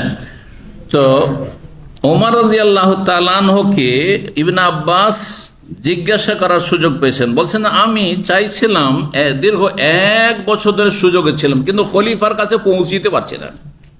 খলিফা তার মানে যে হাই সিকিউরিটি লাগানো আছে, কিন্তু ইবনে আব্বাস অল্প বয়সী মানুষ, আর ওমর রাদিয়াল্লাহু তাআলা আমিরুল মুমিনিন, প্রবীণ সাহাবায়ে কেরাম চারিদিকে বসে আছে, সেখানে গিয়ে কাছাকাছি গিয়ে আর তারপর সবার সামনে এটা জিজ্ঞাসা করা ঠিক হবে না। বিষয়টি পারিবারিক বিষয়, নবী সাল্লাল্লাহু আলাইহি ওয়াসাল্লামের সহধর্মীদের বিষয়, কোরআন কারীমের আয়াতে উল্লেখ করা হয়েছে, সুতরাং জিজ্ঞাসা আমাকে করতে হবে নির্জনে, একা পেলে। কিন্তু একা পাই না আমিরুল মুমিনিনকে, একদিন আমি একা পেয়েছি। বলছেন যে আমি দীর্ঘ 1 বছর ধরে আমি চাইছিলাম যে ওমর রাদিয়াল্লাহু তাআলা আমি জিজ্ঞেস করব সেই 2 নারী সম্পর্কে যারা একজোট হয়েছিল নবী সাল্লাল্লাহু আলাইহি ওয়াসাল্লাম সম্পর্কে, ফাজআলতু আহাবহু, কিন্তু আমি খুব তাকে ভয় পেতাম। এমনি খুব প্রভাবশালী মানুষ ছিলেন ওমর রাদিয়াল্লাহু তাআলা আনহু, তো সবাই ভয় পেত। অনেকের চেহারাতে একটা প্রভাব আছে, অনেকের চলাফেরাতে একটা প্রভাব আছে, আর তারপরে তিনি আমিরুল মুমিনিন, খুব ভয় পেতাম। ফানাজালা ইয়ামান মানজালান, কিন্তু একদিন আমি সুযোগ পেয়ে গেছি, একটি কোনো জায়গায় অবতরণ করেছেন। ফাদাখালাল আরাকা, তারপরে আরাক গাছের বনে বা জঙ্গলে তিনি প্রবেশ করেছেন। কিসের জন্য? প্রাকৃতিক প্রয়োজন পুরা করার জন্য।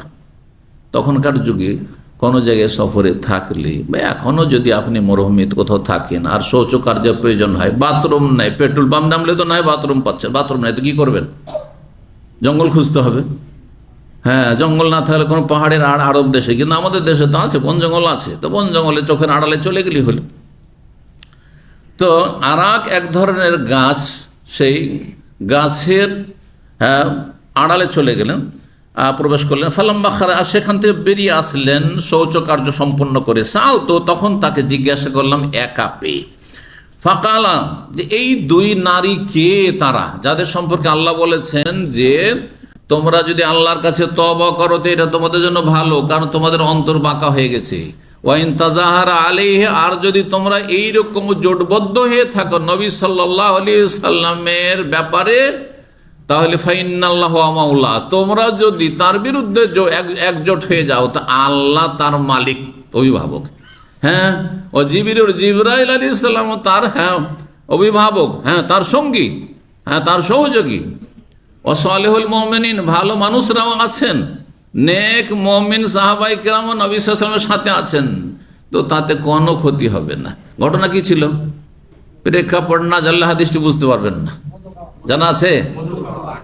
নবী সাল্লাল্লাহু আলাইহি সাল্লামের ভালো একটা অভ্যাস ছিল যে প্রতিদিন আসর পরে স্ত্রীদের ঘরে ঘরে গিয়ে সবার একটু খোঁজ নেবেন। 2 বেলা এই কাজটা করতেন। 9 জন স্ত্রী একসাথে থেকেছে। সকালবেলা একটা রাউন্ড দিয়ে সবারই খোঁজ খবর নিলেন, একটু কাছাকাছি হলেন, 10 মিনিট 15 মিনিট কিছুক্ষণ করে বসলেন, গল্প করলেন, আর তারপরে চলে গেলেন। কিন্তু কারোর সাথে মিলন না, কারণ মিলন কার সাথে? যার পালা আছে, পালা নির্ধারণ আছে। সকালবেলা একবার খোঁজ নেওয়া হয়ে গেল। ব্যস্ত মানুষ, দিনে 2 বার সময় দিতে পারছেন 9 জন স্ত্রীকে, তার জন্য জায়েজ ছিল 4-এর অধিক, অন্যের জন্য 4-এর অধিক জায়েজ নাই।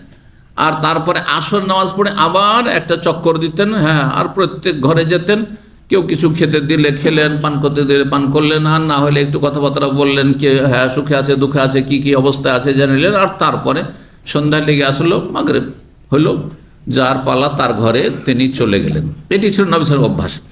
তো নবী সাল্লাল্লাহু আলাইহি ওয়াসাল্লাম যখন কোন এক স্ত্রীর ঘরে যেতেন, তার একটা ভালো অভ্যাস ছিল যে জানতেন যে নবী সাল্লাল্লাহু মধু খুব পছন্দ করে, তো মধু খেতে দিতেন। তখন আয়েশা এবং হাফসা, এখানে আয়েশা আর হাফসার কথা, তাই না? আয়েশা এবং হাফসা, কারণ আয়েশা রাদিয়াল্লাহু তাআলা আনহাকে নবী সাল্লাল্লাহু খুব বেশি ভালোবাসতেন। আর হাফসা রাদিয়াল্লাহু তাআলা খুব সোজা মানুষ ছিলেন। আয়েশা রাদিয়াল্লাহু তাআলা সবসময় নিজের ফেভারে রাখতেন কাকে? হাফসাকে, নিজের কিছু প্ল্যানের জন্য। তো উনি একটা কাজ করো, প্রতিদিন দেখি যে আমাদের কাছে আসলে তাড়াতাড়ি চলে যান, আর ওই ঘরে যে যায় জাইনাবের কাছে, যাওয়ার পরে ওখানে দেখি অনেকক্ষণ থেকে যান, তো অনেকক্ষণ থেকে যান, এই কেন? সতীনদের মধ্যে একটা গায়রত কাজ করে, কিন্তু আত্মমর্যাদাবোধ কাজ করে। এটা প্রাকৃতিক। এইটাকে জিকির আজকারের মাধ্যমে যাদের একাধিক স্ত্রী রয়েছে তাদেরকে বলবো, মানে সতীন যাদের রয়েছে সব মহিলাদের, তাদেরকে বলবো যে আল্লাহ যখন এই ফয়সালা করেছেন তখন আপনাকে তাকওয়া অর্জন করতে হবে, আল্লাহকে ভয় করতে হবে, আখিরাতমুখী হইতে হবে, জিকির আজকার করতে হবে, এবং যেই অবস্থায় আছেন আল্লাহর শুকরিয়া আদায় করতে হবে। কারণ আপনার স্বামী অন্যায় করেনি এই বিয়ে করে, তার ন্যায্য অধিকার 4টি রয়েছে, যদি 2টি করে থাকে কোনো দোষ করেনি। কিন্তু যদি অবিচার করে তাহলে সে কাবিরা করেছে, জালেম। ইনসাফ যদি না করে, অধিকাংশ লোকের ইনসাফ করছেন না। যারা আমাদের দ্বীনি ভাইরা বিয়ে শাদী করছেন তারা কেউ আদর্শ কায়েম করতে পারছেন না। দুঃখ এখানে। আদর্শ কায়েম করুন, দেখান জাতিকে, সমাজকে যে কেমন ইসলামিক পরিবার হয় একাধিক স্ত্রী নিয়ে, তাহলে মানুষ আগ্রহী হবে, মহিলারাও পজিটিভ হয়, আগ্রহী হবে। আর অনেক মহিলারা স্বামী পাচ্ছেন, আর স্বামী সারা জীবন না পাওয়ার চাইতে শেয়ার হয়ে পাওয়াটা অনেক ভালো কথা, ঠিক কিনা? যে অন্তত ভরণ পোষণের দায়িত্ব তো একজন নিয়েছে, বা আমার পাশে তো একজন পুরুষ আছে আমার প্রোটেকশনের জন্য। জি, এই বিষয়গুলি বোঝার চেষ্টা করতে হবে। কিন্তু আমাদের দ্বীনি ভাইরা বড়ই দুঃখ লাগে। কোন একজন ভাই একসময় বলেছিল যে শেখ, আমি ইনসাফ কায়েম করতে পারবো, পরে দেখলাম কয়েক বছর পরে শুনতে পেলাম যে ইনসাফের 12টা বাজিয়ে দিয়েছে। বুঝতে পারছেন, আল্লাহ হেফাজত করে।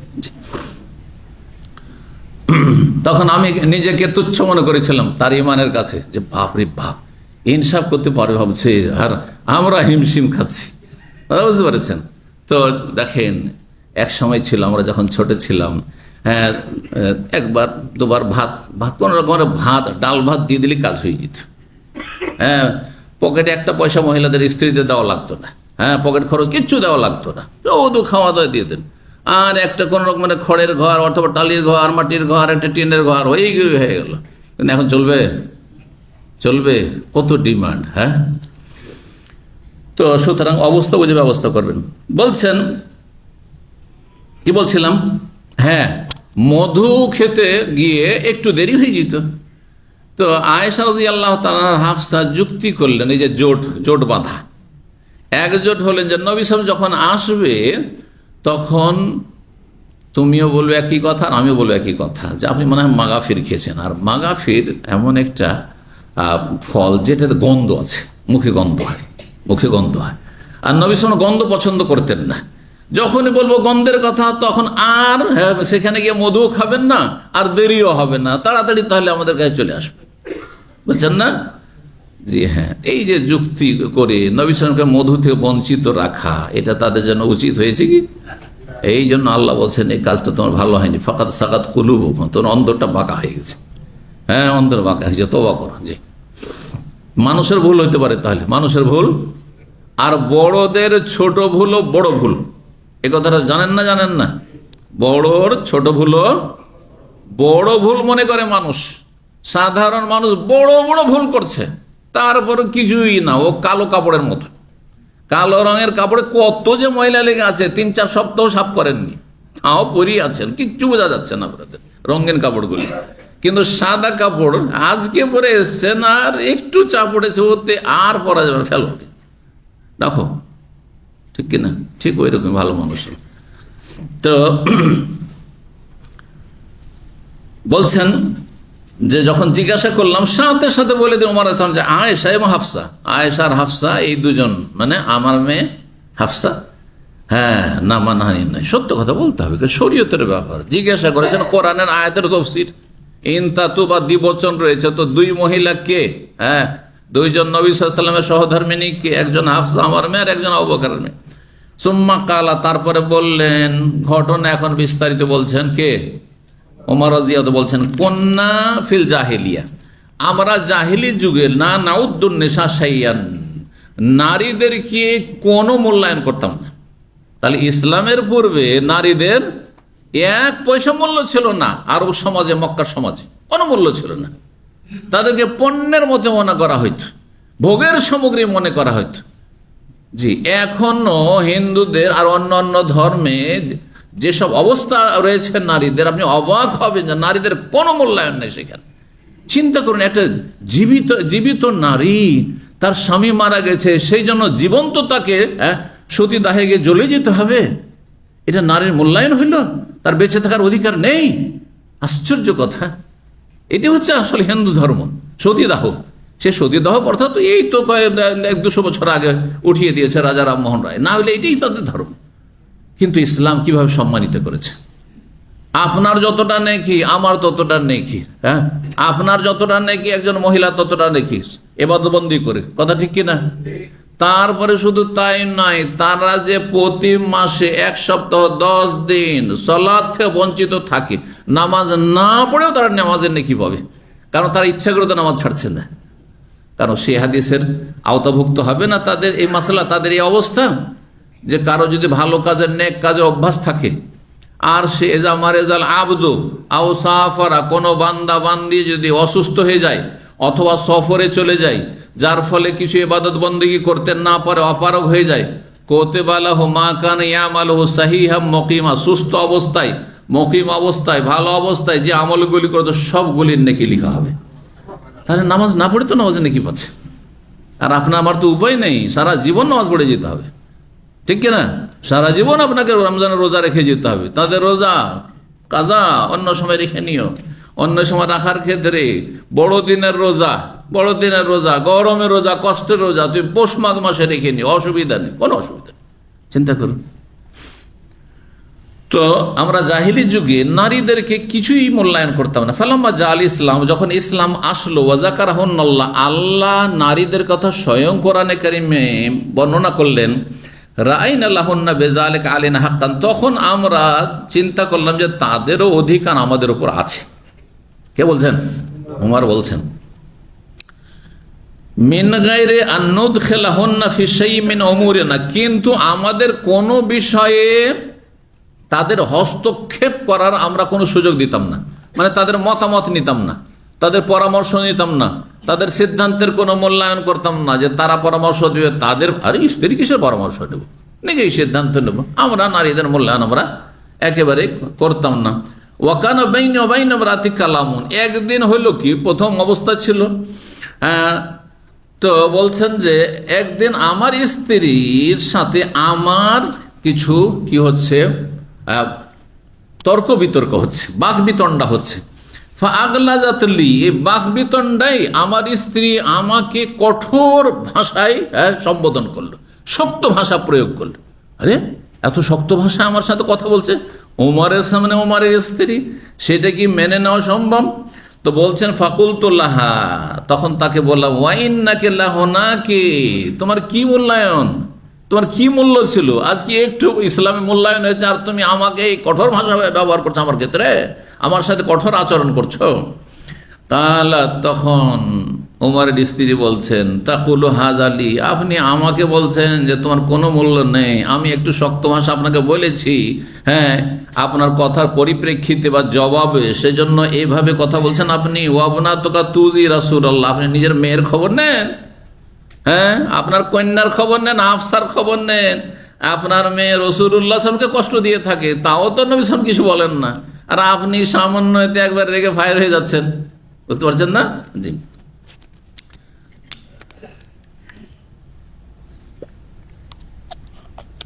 বলছেন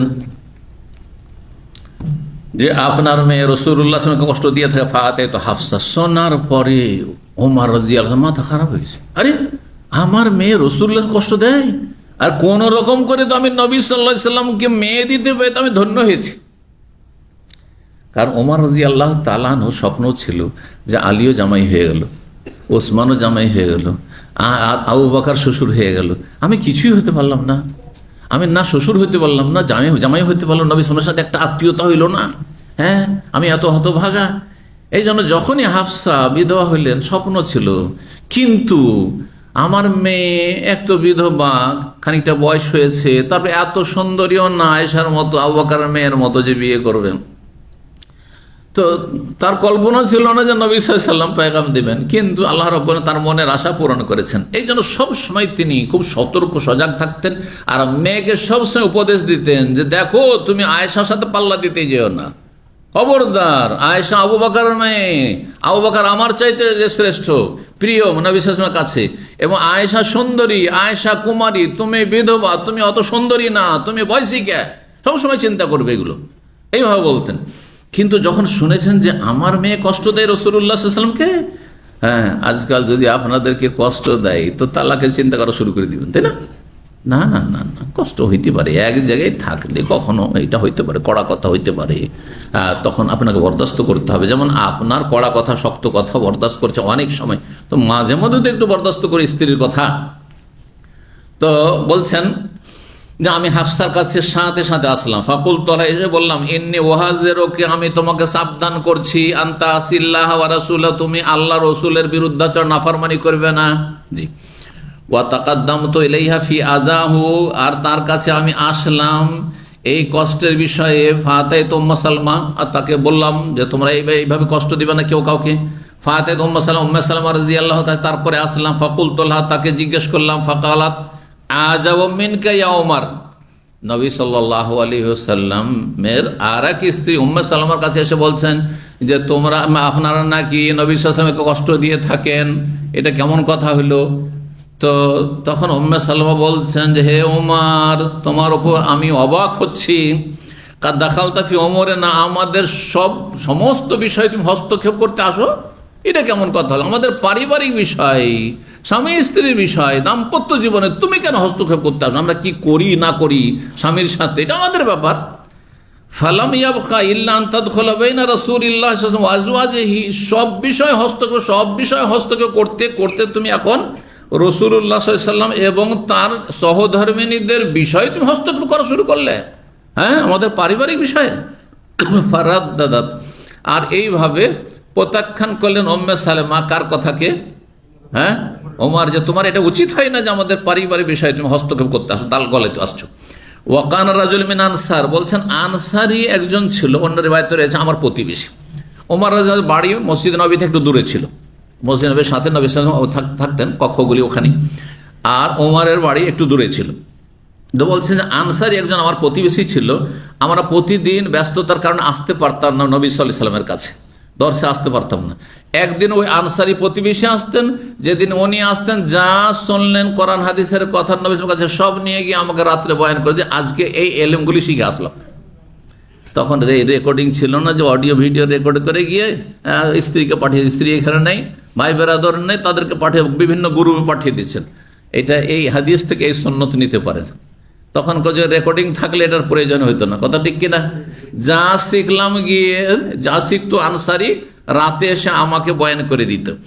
আর আরেকদিন করতো কি, আনসারি তার দুনিয়ার কাজে আর সাংসারিক কাজে ব্যস্ত থাকতো, আমি তখন নবী সাল্লাল্লাহু আলাইহি ওয়াসাল্লাম দরসে হাজির হইতাম, আর হাজির সেখান থেকে যা শিখে আসতাম রাত্রে এশা পরে এসে বয়ান করে দিতাম, মাগরিব এশা পড়ে এসে বর্ণনা করে দিতাম। মসজিদ নববীতে মাগরিব এশা পড়তেন, আর দিন যা কিছু শিখলেন সারাদিন থেকে নিয়ে গিয়ে সন্ধ্যাবেলা নবী সাল্লাল্লাহু আলাইহি ওয়াসাল্লামের কথাগুলি জানিয়ে দিতেন। বলছেন ওয়াইজা গিবতু আন রাসূলিল্লাহ, বলছেন আনসারি ইজা গাবা রাসূলুল্লাহ সাল্লাল্লাহু আলাইহি ওয়াসাল্লাম থেকে যখন অনুপস্থিত থাকতো, ওয়া শাহিদতু, আমি উপস্থিত হইতাম, আতাইতু বিমা ইয়াকুন, যা কিছু সারাদিনে ঘটতো সব কিছু তার কাছে এসে বর্ণনা করে দিতাম। ওয়াইজা গিবতু আন রাসূলিল্লাহ, যখন রাসূলুল্লাহ সাল্লাল্লাহু আলাইহি ওয়াসাল্লাম থেকে আমি অনুপস্থিত থাকতাম, ওয়া শাহিদা, আমার ওই আনসারি সঙ্গী প্রতিবেশী যখন উপস্থিত হইতো, আতানি বিমা ইয়াকুনু মিন রাসূলিল্লাহ, রাসূলুল্লাহ সাল্লাল্লাহু আলাইহি ওয়াসাল্লাম থেকে যা কিছু তিনি শিখে আসতেন তা আমার কাছে নিয়ে এসে বর্ণনা করে দিতেন। ওয়াকানা মান হাওলা রাসূলিল্লাহ সাল্লাল্লাহু আলাইহি ওয়াসাল্লাম কাদ ইসতাকামা লাহু, রাসূলুল্লাহ সাল্লাল্লাহু আলাইহি ওয়াসাল্লামের চারপাশে যে সব শাসকরা ছিল, রাজা বাদশারা শাসকরা যারা ছিল, তারা তাদের উপর নবী সাল্লাল্লাহু আলাইহি ওয়াসাল্লামের কর্তৃত্ব প্রতিষ্ঠা হয়ে গেছিল। তার মানে একটা প্রভাব পড়েছে যে হ্যাঁ, আর এই মুহাম্মদ সাল্লাল্লাহু আলাইহি ওয়াসাল্লামকে থামানো যাবে না, ঠেকানো যাবে না।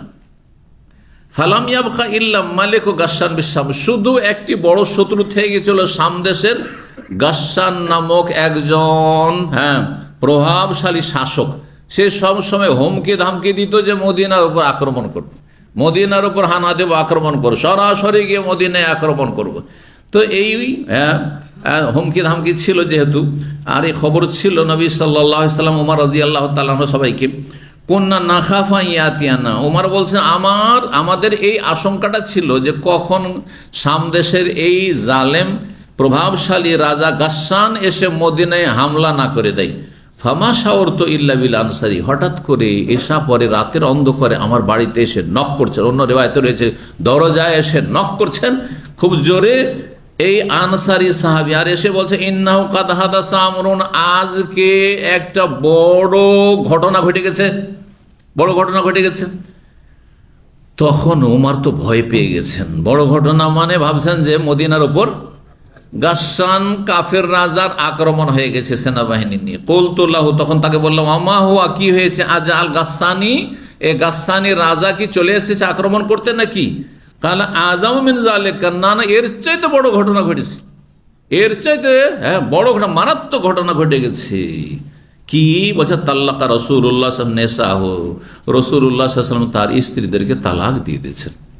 এটা ছিল গুজব, এটা ছিল গুজব। তালাক রাসূলুল্লাহ সাল্লাল্লাহু আলাইহি ওয়াসাল্লাম দেননি, কিন্তু মানুষ ধারণা করেছে নবী সাল্লাল্লাহু আলাইহি ওয়াসাল্লাম রাগ করে সম্পর্ক ছিন্ন করেছেন, আর কথাবার্তা বলছেন না, আর কসম করেছে 1 মাস ধরে আমি আমার স্ত্রীদের সাথে দেখা সাক্ষাৎ করব না, যেটাকে ইলা বলা হয়। ইলার কসম বুঝেন তো, কোরআনে কারিমে রয়েছে। সর্ব ঊর্ধ্বে স্ত্রীর সাথে সম্পর্ক ছিন্ন করে কতদিন থাকা যাবে? দেখি মাসলা, কতদিন? 4 মাস। লিল্লাযিনা ইউলুনা মিন নিসাইহিম তারাব্বুসু আরবাআতি আশহুর, আল্লাহ বলছেন যারা স্ত্রীদের সাথে ইলার কসম করে 4 মাস করতে পারে, 4 মাসের বেশি না। তাহলে রাগারাগি করে কোনো সময় শাসন করার জন্য যেমন 4 মাস তোমার সাথে আমি কথা বলবো না যতক্ষণ সোজা না হবে, এটা করা যেতে পারে, কিন্তু 4 মাসের বেশি করা যাবে না। 4 মাস যদি পুরা হয়ে যায় আর আপনি যদি হানাফি হন তো অটো তালাক। শোনেন না, আজকাল হানাফি কিছু পীরদের কাছে অটো তালাক, এটা হচ্ছে অটো তালাক তাদের কাছে। যেই 4 মাস পুরা হবে তখন আপনার স্ত্রী অটোমেটিক তালাক হয়ে গেছে, আর থাকলোই না, আপনার 4 মাস পুরা হইতে দিতে হবে না তাহলে ওদের মতে। কিন্তু সমস্ত আইম্মায়ে কেরাম, শাফি, মালিক, আহমদ, আহলুল হাদিস তারা বলছেন যে 4 মাস পরে আপনাকে বাধ্য করা হবে, হয় ফিরাও স্ত্রীকে, নিয়ে আসো, কথা বলো, আর না হলে তালাক দাও। এর বেশি চলবে না, এর বেশি চলবে না। স্ত্রী যদি আপনার রাজি না হয়, প্রবাসের উপর এই মাসলাতে কিন্তু প্রবাসের হুকুম না হয়েছে। আপনার স্ত্রী, হ্যাঁ, আপনার যেমন শারীরিক চাহিদা আছে তেমনই আপনার স্ত্রীরও, না, নারীরও শারীরিক চাহিদা আছে। সে যদি বলে যে না এইভাবে চলবে না, আমি ছেড়ে থাকতে পারবো না, আমার গুনহার আশঙ্কা আছে, তাহলে বিনা অনুমতি দিয়ে আপনার এইভাবে 1 বছর 2 বছর করে থাকা যায় না, অনুমতি নিয়ে আসতে হবে। অনুমতি দিয়ে দিলে অসুবিধা নেই, কারণ বিরোধ স্বার্থে অনুমতি দিচ্ছে, সংসার সুখী হবে ইত্যাদি, ঠিক আছে। কিন্তু অনুমতি না থাকলে হয় ফিরে যেতে হবে, হ্যাঁ, বা আশা বন্ধ করতে হবে প্রবাসে, আর না হলে কি, না হলে বিদায় করে দিতে হবে, থাকতে পারবে না। আর আমার পক্ষে সম্ভব না, আমি দেশে কোনো রুজি রোজগার করতে পারছি না, না খেয়ে মরবো, খাওয়াইতে পারবো না, সুতরাং হ্যাঁ তুমি তোমার মতো স্বামী খুঁজে নাও, তালাক দিয়ে দিলাম, বুঝছেন না? জি। তো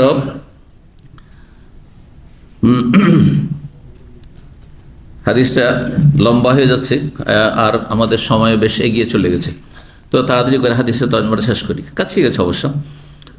বলছেন যে নবী সাল্লাল্লাহু আলাইহি ওয়াসাল্লাম তালাক দিয়ে দিয়েছেন, ফাজিয়েতু, আমি আসলাম, শোনার পরে আর কি থাকতে পারে, রাতের অন্ধকারে ছুটে এসেছেন ওমর, যে তালাক দিয়েছে মানে আমার মেয়েটা তালাক হয়ে গেছে। আরে কি আমার স্বপ্ন ছিল যে আমার একটা মেয়ে নবী সাল্লাল্লাহু আলাইহি ওয়াসাল্লামকে আমি দিতে পেরেছি, কি যে ভাগ্য, আর তালাক দিয়ে দিলাম। তো ফাজিয়েত, আমি আসা, ফাইজাল বোকা মিন হুজারিহিন্না কুল্লিহিন্না, এসে দেখি সমস্ত নবী সাল্লাল্লাহু আলাইহি ওয়াসাল্লাম হুজরাগুলি থেকে শুধু কান্নারই শব্দ আসছে, সমস্ত স্ত্রীরা কান্না করছে, সবাই কান্না। জি, প্রতিটি ঘর থেকে 9টি কক্ষ সার হয়েছিল, যে আপনার সারিবদ্ধ হয়ে, এই আয়েশা রাদিয়াল্লাহু তাআলা আনহা যে কক্ষ যেখানে নবী সাল্লাল্লাহু আলাইহি ওয়াসাল্লাম কবর রয়েছে, আর সেখান থেকে লাইন ধরে আপনার বাম দিকে যখন আপনি মসজিদ নববীতে ঢুকে যাচ্ছেন, 19 বা 21 নম্বর গেট দিয়ে মালিক ফাহাদ দিয়ে যখন ঢুকে যাবেন, তখন বাম হাতে এই দিকটা যে মহিলা সেকশন, এই দিকটা পুরোটাই 9 বিবির কক্ষ ছিল, এইদিকে ওদিকটাই মহিলা সেকশন এখন রাখা হয়েছে। তো বলছেন সবগুলি কক্ষ থেকে কান্নার শব্দ আসছে। ওয়াইজান নবী সাল্লাল্লাহু আলাইহি ওয়াসাল্লাম কাদ সায়দা ফি মাশরুবাতিন লাহু, নবী সাল্লাল্লাহু আলাইহি ওয়াসাল্লাম তার একটি কোঠরিতে, ছোট্ট একটি ঘর, ঘরের ভিতরে ওপর তলায় ছোট্ট একটি কক্ষ থাকে, তো সেখানে তিনি ওপরে উঠে গেছেন। ওয়ালা বাবিল মাশরুব, আর দরজা বন্ধ করে নিয়েছেন, আর সেই কোঠরির দরজায় একজন খাদেম নিযুক্ত রয়েছে, ওয়াসিফুন, খাদেম নিযুক্ত রয়েছে। যে কেউ আসলে পারমিশন যদি দেয় নবী সাল্লাল্লাহু আলাইহি ওয়াসাল্লাম, তাহলে ঢুকতে দিচ্ছে, না হলে ঢুকতে দেওয়া হয় না। আসলাম, এসে বললাম ইস্তাজেনলি, আমার জন্য তুমি একটি অনুমতি চেয়ে দাও নবী সাল্লাল্লাহু আলাইহি ওয়াসাল্লামের কাছে। ফাআযান আলী, আমাকে অনুমতি দিলেন নবী সাল্লাল্লাহু আলাইহি ওয়াসাল্লাম, যে ঠিক আছে ভিতরে আসতে পারে ওমর। ফাদাখালতু, প্রবেশ করলাম। ফাইজান নবী সাল্লাল্লাহু আলাইহি ওয়াসাল্লাম, দেখি গে নবী সাল্লাল্লাহু আলাইহি ওয়াসাল্লাম একটি চাটাইয়ের ওপর শুয়ে আছেন। কাদ আস্তারা ফি জামবি, তার শরীরে চাটাইয়ের দাগ পড়ে গেছে, শুয়ে থেকে দাগ পড়ে গেছে, চাটাই পাটির ওপর শুয়ে আছে। চিন্তা করুন, কোনো বিছানা নেই, কিচ্ছু নেই, ঠিক সাধারণ জীবনযাপন, যেটা যথেষ্ট মনে করতেন নবী সাল্লাল্লাহু আলাইহি ওয়াসাল্লাম নিজের জন্য। ওয়া তাহাতা রাসে মিরফাকাতুন, তার মাথার তলায় একটি ছোট্ট বালিশ রয়েছে, মিন আদামিন, চামড়ার, হাসুহা লিফুন, তার ভিতরে ছিল খেজুরের ছাল, হ্যাঁ, খেজুরের ফল, খেজুরের যেসব ছাল টাল থাকে গাছের, এইগুলি বাকল ইত্যাদি। ওয়াইদা ওহবন মুআল্লাকাতুন, আর বাড়িতে কিছুই নাই, কয়েকটি চামড়া লটকানো রয়েছে। ওয়া কারাজুন, আর বড়ই পাতা রয়েছে, যে বড়ই পাতাগুলি দিয়ে এই চামড়াগুলিকে শোধন করা হইতো, দাবাগাত দেওয়া হইতো। ফাযাকারতুল্লাযী কুলতু লিহাফসা ওয়া উম্মে সালামা, সেসব ঘটনা আমি বর্ণনা করলাম যা আমি হাফসার উম্মে সালামাকে বলেছি, হাফসাকে, আমার মেয়েকে সতর্ক সাবধান করেছি, উম্মে সালামাকে সতর্ক সাবধান করেছি, তোমার রাসূলুল্লাহ এভাবে কষ্ট দিও না। এসব কথা শুনিয়ে নবী সাল্লাল্লাহু আলাইহি ওয়াসাল্লাম মনটাকে হালকা করতে চাইছেন, নবীর মনটাকে হালকা করতে চাইছেন, যাতে করে রাগটা একটু ঠান্ডা হয়। ওয়াল্লাযী রাদ্দাত আলাইহি উম্মে সালমা, যে প্রত্যাখ্যান করেছেন ওমরের কথা আর তিনি প্রতি উত্তর করেছেন, সেসব কথাও তিনি বর্ণনা করলেন। এইসব ঘটনা শুনে রাসূলুল্লাহ সাল্লাল্লাহু আলাইহি ওয়াসাল্লাম হেসে দিলেন। হ্যাঁ, যে ওমর এসব কর্মকাণ্ড করেছে, স্ত্রীদের কাছে গেছে, সবাইকে বকাবকি করেছে, এই তোমরা এরকম করছো, তোমরা এই নবী সাল্লাল্লাহু আলাইহি ওয়াসাল্লামকে কষ্ট দিচ্ছ। তো ফালাবেসাতি, তারপরে নবী সাল্লাল্লাহু আলাইহি ওয়াসাল্লাম যেহেতু 1 মাসের কসম করেছিলেন ইলার, আর 1 মাস 29 হয় 30 হয়, 29 দিন সেখানে অবস্থান করলেন। সুম্মা নাজালা, তারপরে নেমে আসলেন সেই ছোট্ট কক্ষ থেকে। আর তারপরে এখানে আরেকটি হাদিস রয়েছে, সেই হাদিসটি এই অধ্যায় তাহলে শেষ হয়ে যাবে। উম্মে সালামা রাদিয়াল্লাহু তাআলা বলেন যে নবী সাল্লাল্লাহু আলাইহি ওয়াসাল্লাম একদিন রাতে জেগে উঠলেন, আর তারপরে বললেন লা ইলাহা ইল্লাল্লাহ, আল্লাহ ছাড়া কোনো সত্য মাবুদ নেই, মাযা উনজিলা লাইলাতা মিনাল ফিতান, আজকে কত ফিতনা যে আকাশ থেকে নাজিল হয়েছে। বালা মুসিবত ফিতনা তাহলে কোথা থেকে নাজিল হয়? আকাশ থেকে। মহামারীর ফায়সালা আর যতগুলি দুর্যোগ, যতগুলি আযাব, বালা, মুসিবত, রোগ, নতুন নতুন রোগ আল্লাহর আকাশ থেকে নেমে আসে। আজকে রাতে কত যে ফিতনা নেমে এসেছে। ওয়া মাযা উনজিলা মিনাল খাজাইনি, আর কত ধন সম্পদের ভান্ডার যে আল্লাহর পক্ষ থেকে আজকে নাজিল হয়েছে, ভালো মন্দ সবকিছুই নাজিল হয়েছে। মাইয়ুকাযু সাওয়াইবাল হুজরাতে, এই কক্ষের যারা অধিবাসিনী, কক্ষে বসবাসকারিনী নারীরা রয়েছে, তাদেরকে কে জাগাবে তাহাজ্জুদ পড়ার জন্য? কাম্মিন কাসিয়াতিন ফিদ দুনিয়া, বহু নারীরা রয়েছে দুনিয়াতে, তারা বস্ত্র পরিহিত হইতো, কিন্তু আরিয়াতুন ফি ইয়াউমাল কিয়ামতের দিনে তারা বিবস্ত্র থাকবে, মানে আমলবিহীন উঠবে আর জাহান্নামে যেতে হবে। তাহলে বিবস্ত্র থাকা মানে, আখিরাতে বিবস্ত্র থাকা মানে জান্নাত নসিব না হওয়া, আর জান্নাত না পেলে কি হবে? তার মানে আমলবিহীন থাকা। তা আমল যার নাই সে যেন বিবস্ত্র। ইমাম জোহরি বলে ওয়াকানা হিন্দুন, হিন্দ একজন মহিলা ছিলেন, লাহা আজরারুন ফি কুম্মাইহা, এই যে এখানে সনদে হিন্দ রয়েছেন, হিন্দ বিনতুল হারিস উম্মে সালামা থেকে বর্ণনা করেছেন। এই হিন্দ, এই নারী, তার আস্তিনে কিছু বোতাম লাগানো ছিল। এই যে আস্তিনগুলো আমাদের তো সেলাই করা আছে, কিন্তু কিছু কিছু আস্তিনে বোতাম লাগানো থাকে, বোতাম লাগানো ছিল তার 2 আস্তিনে, বাইনা আসাবিহা, আর তার আঙ্গুলগুলির ফাঁকে ফাঁকে। তার মানে এই মহিলা পর্দানাসীন ছিলেন। আর পর্দা করতেন কিভাবে? আজকাল হাত মোজা আছে, হাত মোজা না হয়ে যদি ছোট বাচ্চাদের দেখেছেন তো, আজকাল ছোট বাচ্চাদের হাত এবারে হাতের এই পর্যন্ত ঢাকা আছে, আর হয়তো বোতাম টোতাম লাগানো আছে, তো এই রকম করে তিনি পর্দা করতেন, এই কথা বলছেন। এখানেই আজকের আলোচনা শেষ করছি। জাযাকুমুল্লাহু খাইরান, বারাকাল্লাহু ফিকুম, সুবহান রাব্বিকা রাব্বিল ইজ্জাতি আম্মা ইয়াসিফুন, ওয়া সালামুল মুরসালিন, আলহামদুলিল্লাহি রাব্বিল আলামিন।